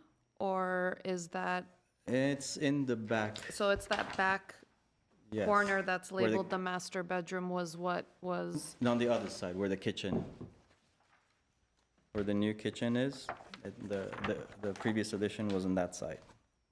okay, so it's not incorporated in the new design anymore? No, So that was scrapped, a second story was designed. yes. Did you explore other layouts of the second story, or it was always, intended to be on, if I'm looking at the plan on the left-hand side, similar to the neighbor? Yeah, it was, always, I guess, intended towards the left, and not towards the entire house. I guess owners wanted a higher ceiling on the, on the living room and kitchen side, so that was the main reason that we didn't do it on that side. Okay. Yeah, I was wondering that, but your section shows just the 10-foot ceiling, so it appears like it wasn't, like, it's not like a vaulted ceiling where you don't have the ability to sort of shift that second story more towards the back, the rear of the home, Right. as opposed to on the neighbor's side, only because, that neighbor is a corner lot, and based on the site that I see here for that home, it appears like the second story is immediately facing their covered patio, versus it could have gone towards the back of the home instead. Yeah, it's still around, 12 to 14 feet away from the corner, the side property line. So there is some, Yeah, Buffer, we're gonna setback have- wise, it's, yeah. we're gonna have, planting, ficus, and I think there'd be nice privacy. Thank you. Okay, any other questions? Okay. Thank you. Thank you. Okay, do we have callers on the phone for this, as well as people in the room? We do not have any callers, but we'd like to remind the the viewing audience that if you would like to call in, you are more than welcome to do so. So please, the number is area code 818-937-8100, and I believe that telephone number is also on the screen, on the TV screen. So if you would like to make any comments, please give us a call. We'll connect you.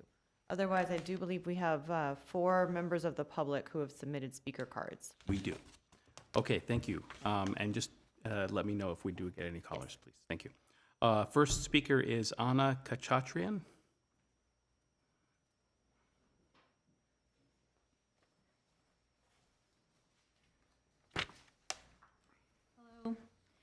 Dear board members, my name is Anna, and I am here on behalf of my family who owns the property at 1751 Royal Boulevard on the corner of Royal and Old Phillips, and adjacent to the property in question today.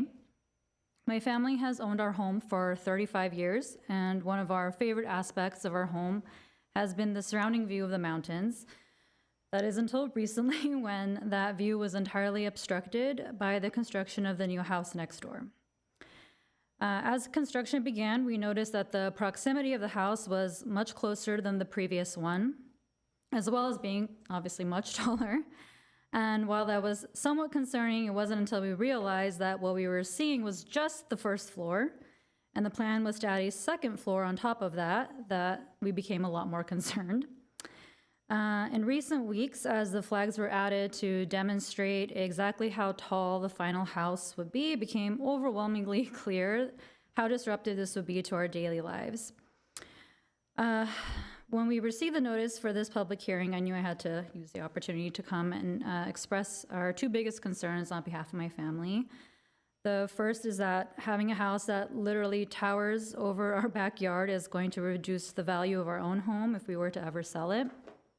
I know if I were a potential buyer, it would make me think twice about purchasing. But our greatest concern, of course, is the privacy. I am not exaggerating when I say that if the final plans are approved, the house will be towering over our backyard.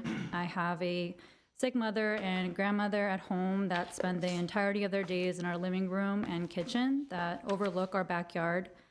And of course, when the weather is nice, they like to sit outside. But they will no longer have privacy and the comfort of the home and yard they've lived in for 35 years. Our entire yard and multiple windows along the yard will be visible to the new owners of the property, as there is no coverage since this wasn't a problem we had to really deal with before. So I'm here today to sincerely urge you to reconsider the intended height and do what is possible to protect the privacy of the neighbors on all sides of the house. Thank you for your time. Thank you. Next speaker is Razmik Martirosyan.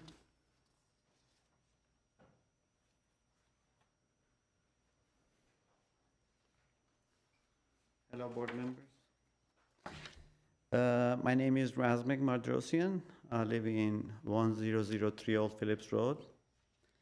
I just want to state that the proposal, the applicant proposal, I'm against it because it's just, I'm against the proposal for second floor, actually. It's blocking our view and it's going to devalue our property. That's my main concern. Just the second floor. That's all I have to say. All right? Thank you. Okay, thank you. Next speaker is Victor Norberti.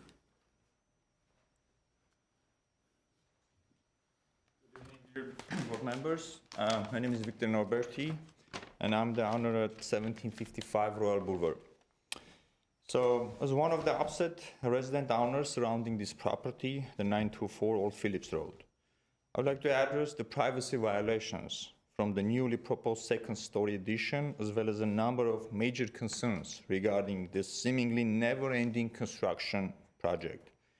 This proposal of adding second-floor bedrooms and balconies will have a negative impact on property devaluation on all neighboring properties, threatening our existing privacy, obstructing our existing views, and blocking out sunlight for others. We request the City of Glendale deny approval to all aspects of the proposed second-story additions previously mentioned, as well as ensure this property owner finishes this project as it originally was before. It was illegally demolished. illegally demolished a single-story house back in 2020.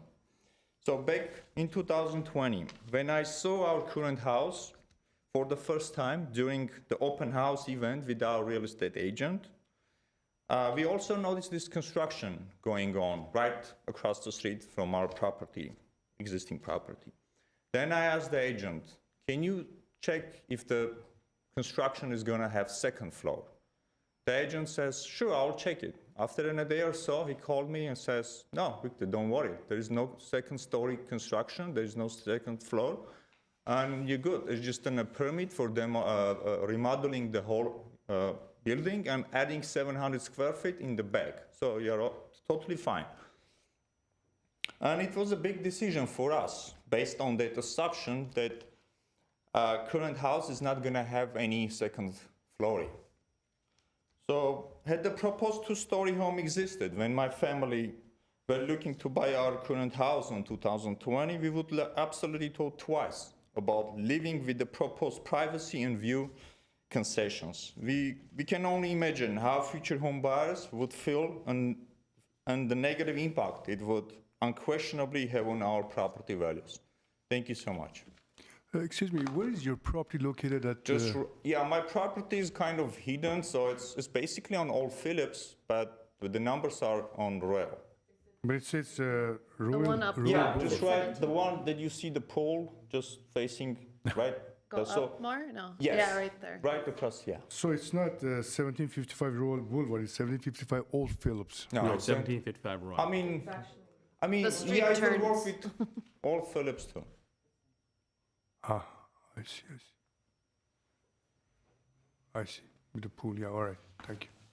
Any questions? So your view is that the second story would block the view from your property? Plus from second story balcony, they can see my front yard, where my kids are playing and my older people is living with us as well.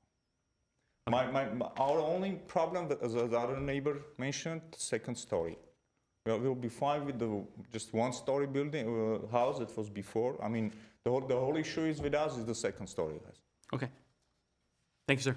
The whole point was like do the second story without any permits, and it was illegally. Mm-hmm. They were trying to do it illegally. Mm-hmm. That's what I was just. I know you are not judges here; you are just architects, but just want to mention that on 2020 they tried to do it illegally. Understood. All right, thank you. Thank you, sir. Thank you. And finally, Mr. Rafi Varosian.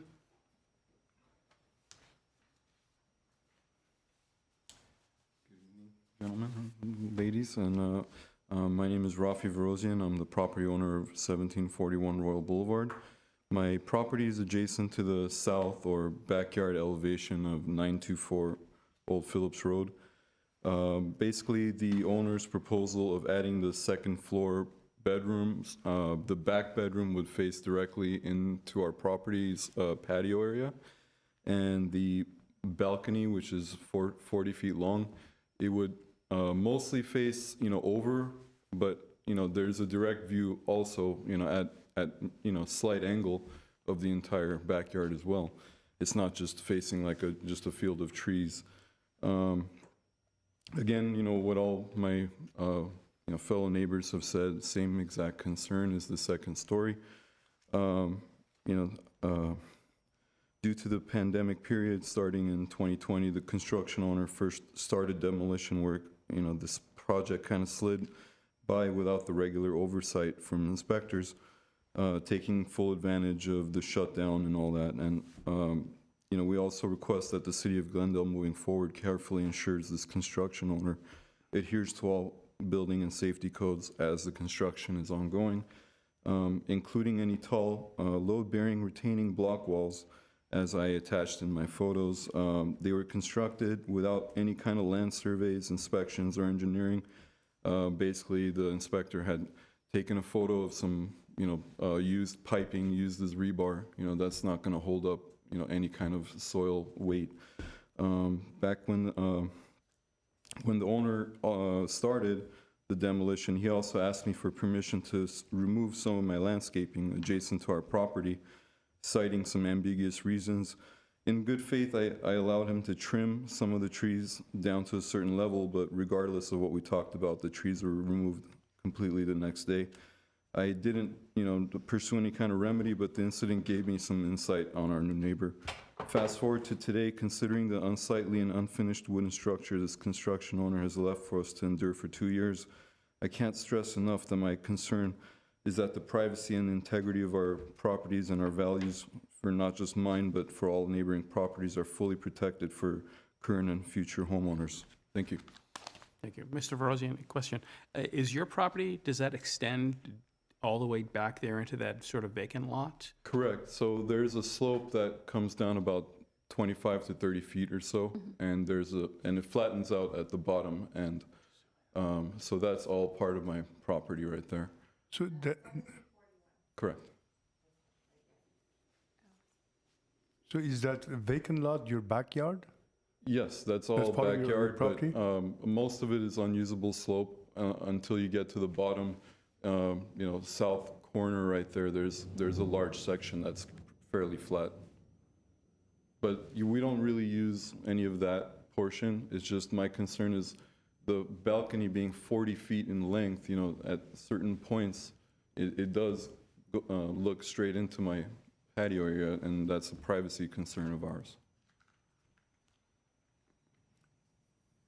And the patio is the area that's That paved mostly area? white? Yes. Yes. But I'm sorry, even without the second story, if somebody stands with that elevation difference in the backyard of the subject property, then he can actually look at your backyard, right? Yes. I mean, without second no, story. the bottom area has walls already, and there's an existing tree right there, which does block the first floor backyard from,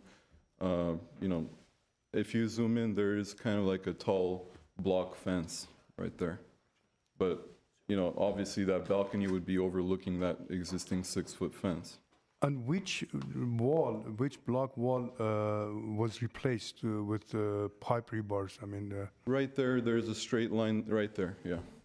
is that a new one or That is a new retaining wall that he built. retaining wall? Was that part of Why the would we, corrective what- work or stop work order, or? My understanding is, yes, that's part of it, and that'll also be resolved through plan check.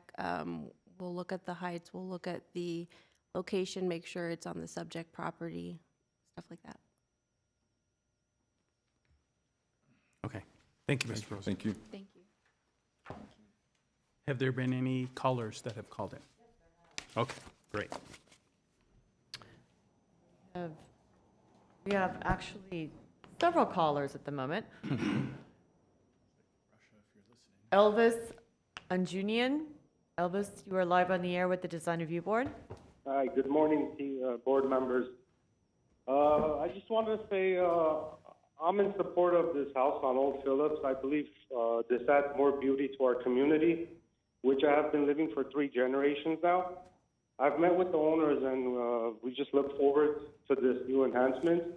We've had multiple new constructions in the area, and it's just becoming a better and nicer place to live. So, May I ask where you're located on the street? Are we? it's 1710 Thorncrest Drive. Thank you. Okay.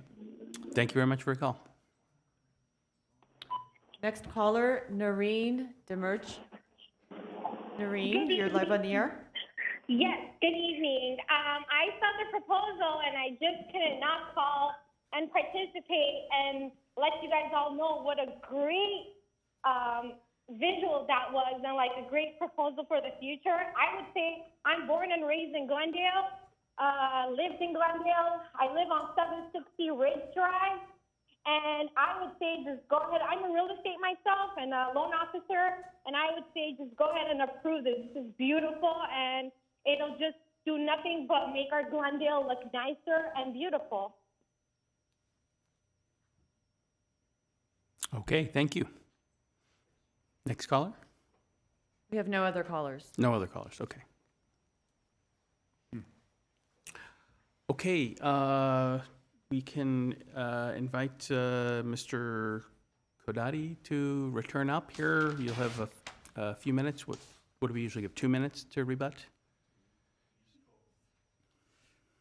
I know there was a permit pulled right around escrow time when they purchased the house. The house did have water damage, so the owners did tell me about that. So if there was some work during that time, it was for water damage, which the previous, what the seller went through, and during escrow it was in construction or repair. The house across the street, it's really high from the street level. Our second floor being on the left side of his lot or our lot and his view, I don't think it would block that much. And then our back second floor balcony, it's off of the master bedroom. It's not where people are gonna hang out, have parties. We don't have staircase going up from the backyard to that balcony. So it's just the use of husband and wife, or that's it.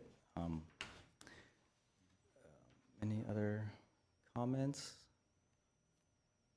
I think that's it. Any other questions? The retaining wall, I think there is a violation on it, so we have a full soils report.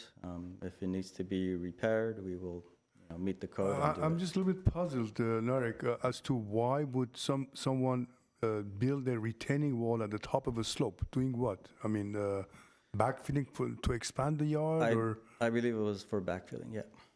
I see. So he has removed the block walls, freestanding wall, and then built a new wall on the slope, near the top, and then put backfill behind the retaining wall. Is that? I believe so. Is that I believe okay? that's what happened, yeah. Now it's clear. And that was done without permit? Yes. I see. Okay, thank you. Sure. Okay, thank you. Okay, assuming there's been no other calls, we will close the public hearing and open it up for board member deliberations. Ms. Jagayan, would you like to go first this time?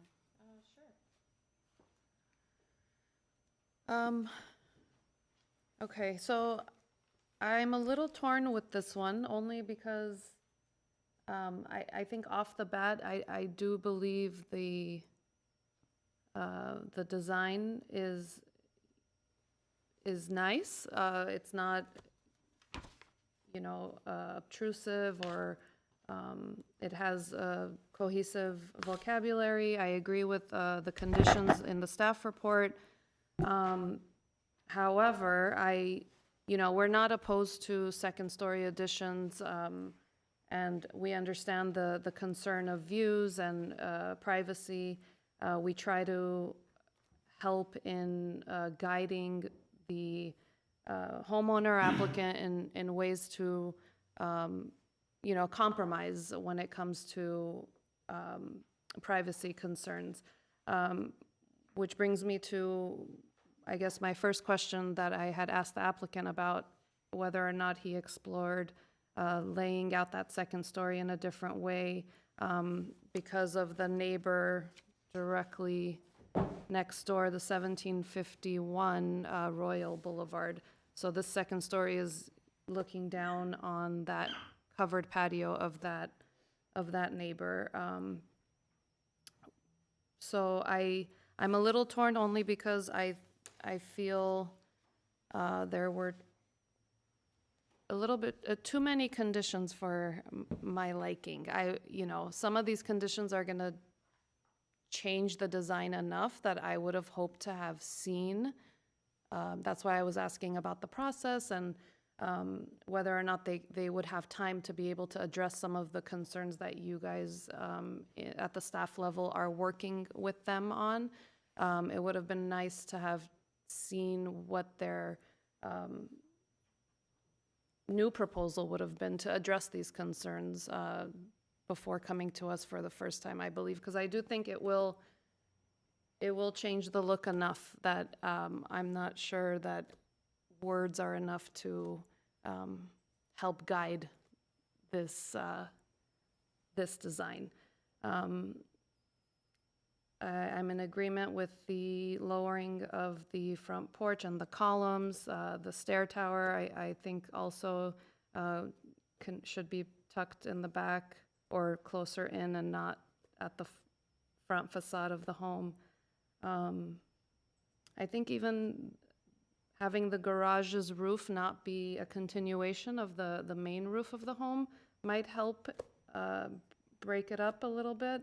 But again, that second story placement is something that I feel like is really going to change the look. So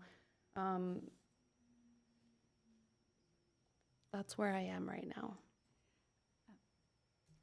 I was going to say that I actually agree. I think I felt like there were too many conditions to for me to approve at this point. I do think that overall the design is going in a really great direction, though. I think I do appreciate that they left a lot of the house as a lower story, and I do think that overall it's an improvement from the last, from the original architecture that was there. I hear the concerns of the neighbors, and I think that if it was to come back to us, I would love to see a privacy study, of the views, and then that would help determine where the balcony is and how small it gets, that sort of thing. It would give us an opportunity to understand that more clearly. I went by the site, and it was a little hard to see how the neighbors would be affected from the ground. There were these large trees too on the side where the two story is going, so it was a little bit hard to see how privacy would be affected as a person just standing on the street. Let's see. I do agree with staff conditions. I thought they were great. Integrating the roof together I feel is important, especially at the entry, having that at the same level as the rest of the roof. I also thought the entry was bringing down the stone to be all at the same level so that those piers are a little bit less monumental is important to me. I'd like to see moving forward more information on lighting as well. And that's it for now. Okay. Go ahead. Sorry, I missed one of my notes, which was the balcony. Something you said, Mr. Kodadi, which was it's not intended for parties on that balcony. I just feel like it's sort of sized like it is. I think it's a little too big for just a master bedroom balcony. So I would love to see that also get reduced in size. Okay, thank you. Board Member Minas? Thank you very much for presentation and the neighbors' concern and staff report. Again, my position is that this board cannot really dictate or restrict building second story, especially when this property is sandwiched between a one-story house and a two-story house to the left, and the neighbor, to the right of it, of course, has second story exactly similar to what is proposed for this project, and he will be able to look at the subject property's backyard from the second story. So, having said that, I don't believe you're in a position to kind of go ahead and eliminate, say the second story addition is denied, period. But I would like to see and agree with my colleagues and support their points about kind of altering the design of the second story through some recesses or maybe a reduction from the backside. And maybe shifting, to the left, so that the impact of the view from the second story to the neighbor at 1751 would be reduced. Again, that, as Ms. Chagayas indicated, will require probably a major redesign. I mean, especially when there are so many conditions of approval by the staff members. So I would like the designer to take all the concerns of the neighbors and the board member into consideration and meet with the staff and redesign this project so that it will be a better design all around.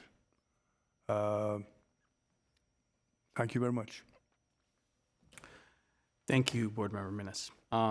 I concur with my fellow board members. I think staff's recommendations, which if I'm understanding it correctly, is essentially taking the second story massing, which is running like this along the left side of the house and turning it this way towards the back of the house, if I'm understanding it correctly, and pushing the staircase element towards that so that it does not jut at the front of the facade.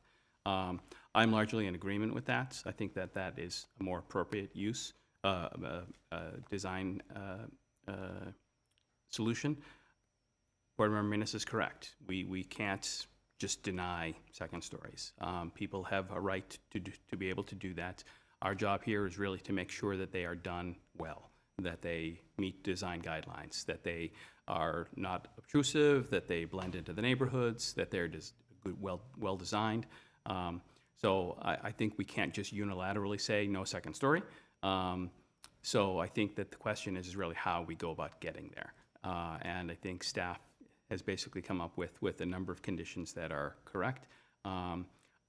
It seems like there's not necessarily consensus here that we can approve the project with the conditions, that we should send it back for a redesign. Is that kind of what I'm hearing from people, that we'd like to actually see the redesign? I would. I would also. Okay, Correct. all right, that's fine. It seemed like Mr. Minnis basically was saying the same. So I think that there's a consensus that we should do a return for redesign following these conditions that the staff has laid out. Do we need to add any additional conditions to that for the redesign, or do you think that staff has properly captured the essence of what we need to do here? In particular, the notion about this balcony, which wasn't really addressed in the conditions. I would like to see it basically gone, because if we reorient the whole mass, that would basically take the place of that balcony. But we maybe should specify that as well. I would agree with that. I would also add a condition to address the illegal retaining wall along the back that should be removed and reconstructed under, say, engineering, design, and properly compacted backfill. Yeah, that's a good point, because it was called out as existing in the plans, and it's not existing really. So, okay, agreed. And I would also love to see when they do come back, because if neighbors come back again, I would love to have actual photographs of what these views are like, so that we can understand better the privacy situation.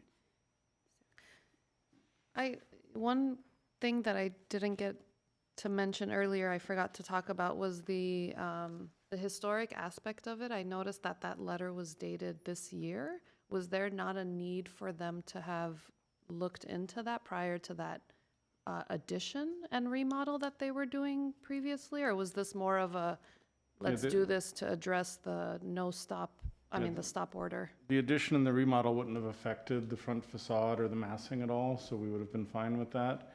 The reason we asked for this, and I think some of you look at that and say, what? That's a historic. It's just kind of a rare style in Glendale. We didn't think it was a super significant example, but it was kind of a belt and suspenders. Let's just make sure right. That the report was done. So we agreed with the finding. Thank you. If I could jump in with a question or a clarification.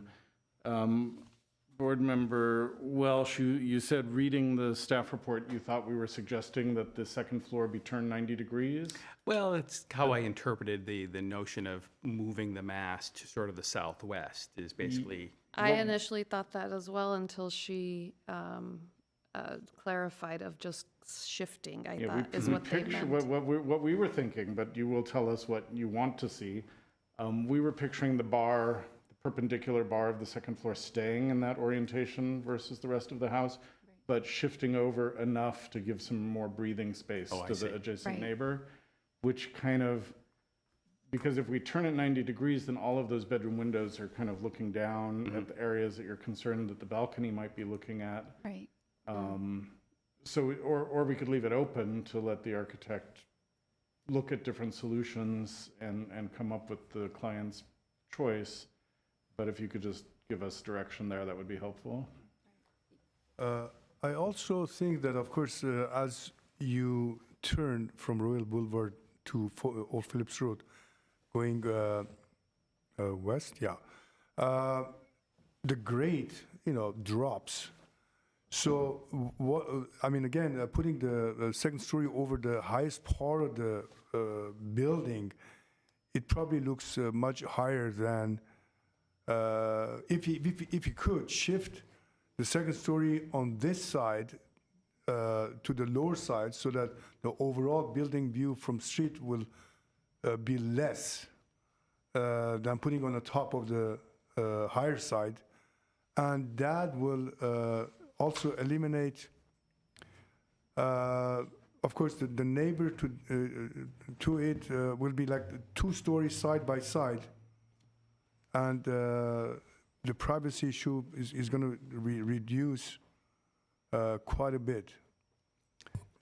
If you know what I'm talking about. I mean, they already are planning to alter the roof of the garage, and then the garage being on the lower part of the profile of the site from the street level, it will have a lower height impact vision than putting on a high side of the profile.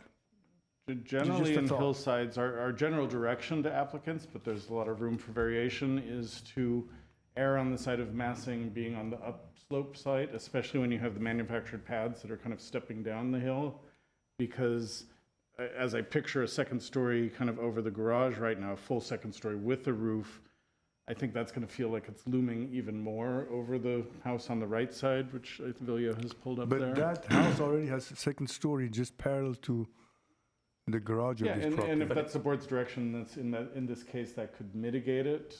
On staff's end, we'd probably rather see the mass somewhere more toward the center, and maybe the uphill, the left side of the center, perhaps. Nice.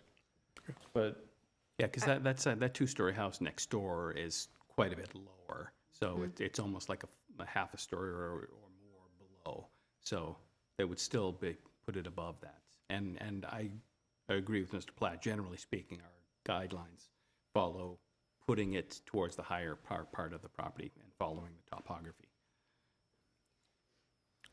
I think, and just in general, I do like the asymmetry that's already created. I agree that, moving it away from the neighboring property for sure is a great condition, and I'd like to stick with that.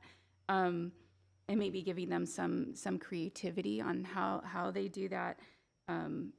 Potentially just throwing it out there, it could even be in alignment with the front entry. That could be nice. And it could have an L-shaped footprint rather than a rectangular. So there's a lot of different ways Nara can figure that out.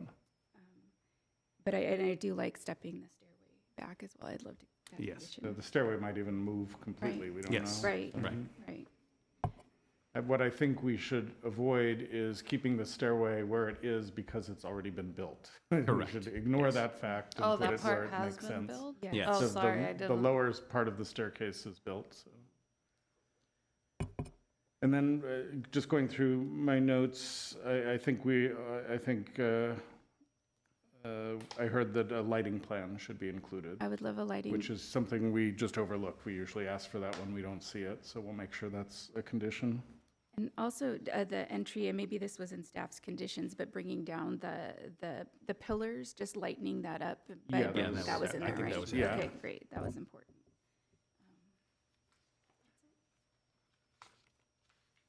Okay, so. Sorry, someone- just real quick, for the conditions, I noticed we can omit condition number 9. It's repetitive of another condition, so just, So now there aren't so many. Should we just approve it? Just on that note, we appreciate that large numbers of conditions look bad. The way we look at it is some of those are pretty easy to fix, so they just pad the number count and aren't necessarily something that you would need to see again. So it's basically when there's a substantive issue, which I think you've seen here. Right, I think I would agree with that. I don't want to make a blanket statement of, oh, when I see too many conditions, I want to, but I think 2 or 3 of them are enough that it's going to change the overall look that that's why I was asking. I wish they could have had a chance to address all of them prior to it coming to the board. But again, maybe when the way we're explaining it or how we're envisioning it in our mind might be very different to how the end product comes out and how he ends up resolving and designing it. Hopefully it will be a happy surprise. Yes. So.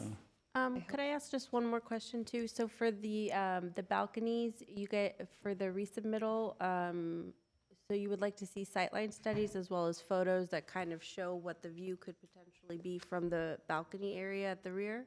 I just want to make sure I understood. Yes, that would be Okay. great, just to, Yeah, and just, I'm sure the board's aware of this, and the neighbors also, we appreciate privacy, and it's something we take into account in all of our designs. In hillside settings, there's really no expectation of full privacy. There's inevitably going to be some visibility across open space, so. Right. Okay, so who would like to move the motion? I'd like to move the motion to return for redesign, thank you. And taking into account the conditions discussed. I second. So that would be conditions 1 through 8 that were previously existing, excluding number 9, and adding 2 new conditions, one of which was the removal or elimination or reduction, at least, I think, of the balcony at the rear on the 2nd floor, and the construction of the retaining wall to be Plus addressed. the lighting plan, a third. Oh, plus the lighting, third plan, yes, third one, plus lighting plan. So, agreed? Agreed. The movers, yes? Okay, all right. Yes, we agree. Okay, so motion made and seconded, roll call, please. Board Member Lakarev? Yes. Board Member Minas? Yes. Board Member Chagayan? Yes. And Chair Welch? Yes. Okay, very good, thank you. I will entertain a motion to adjourn. Motion to adjourn. Okay. Second. We are adjourned. Yeah. Thank you. Thank you.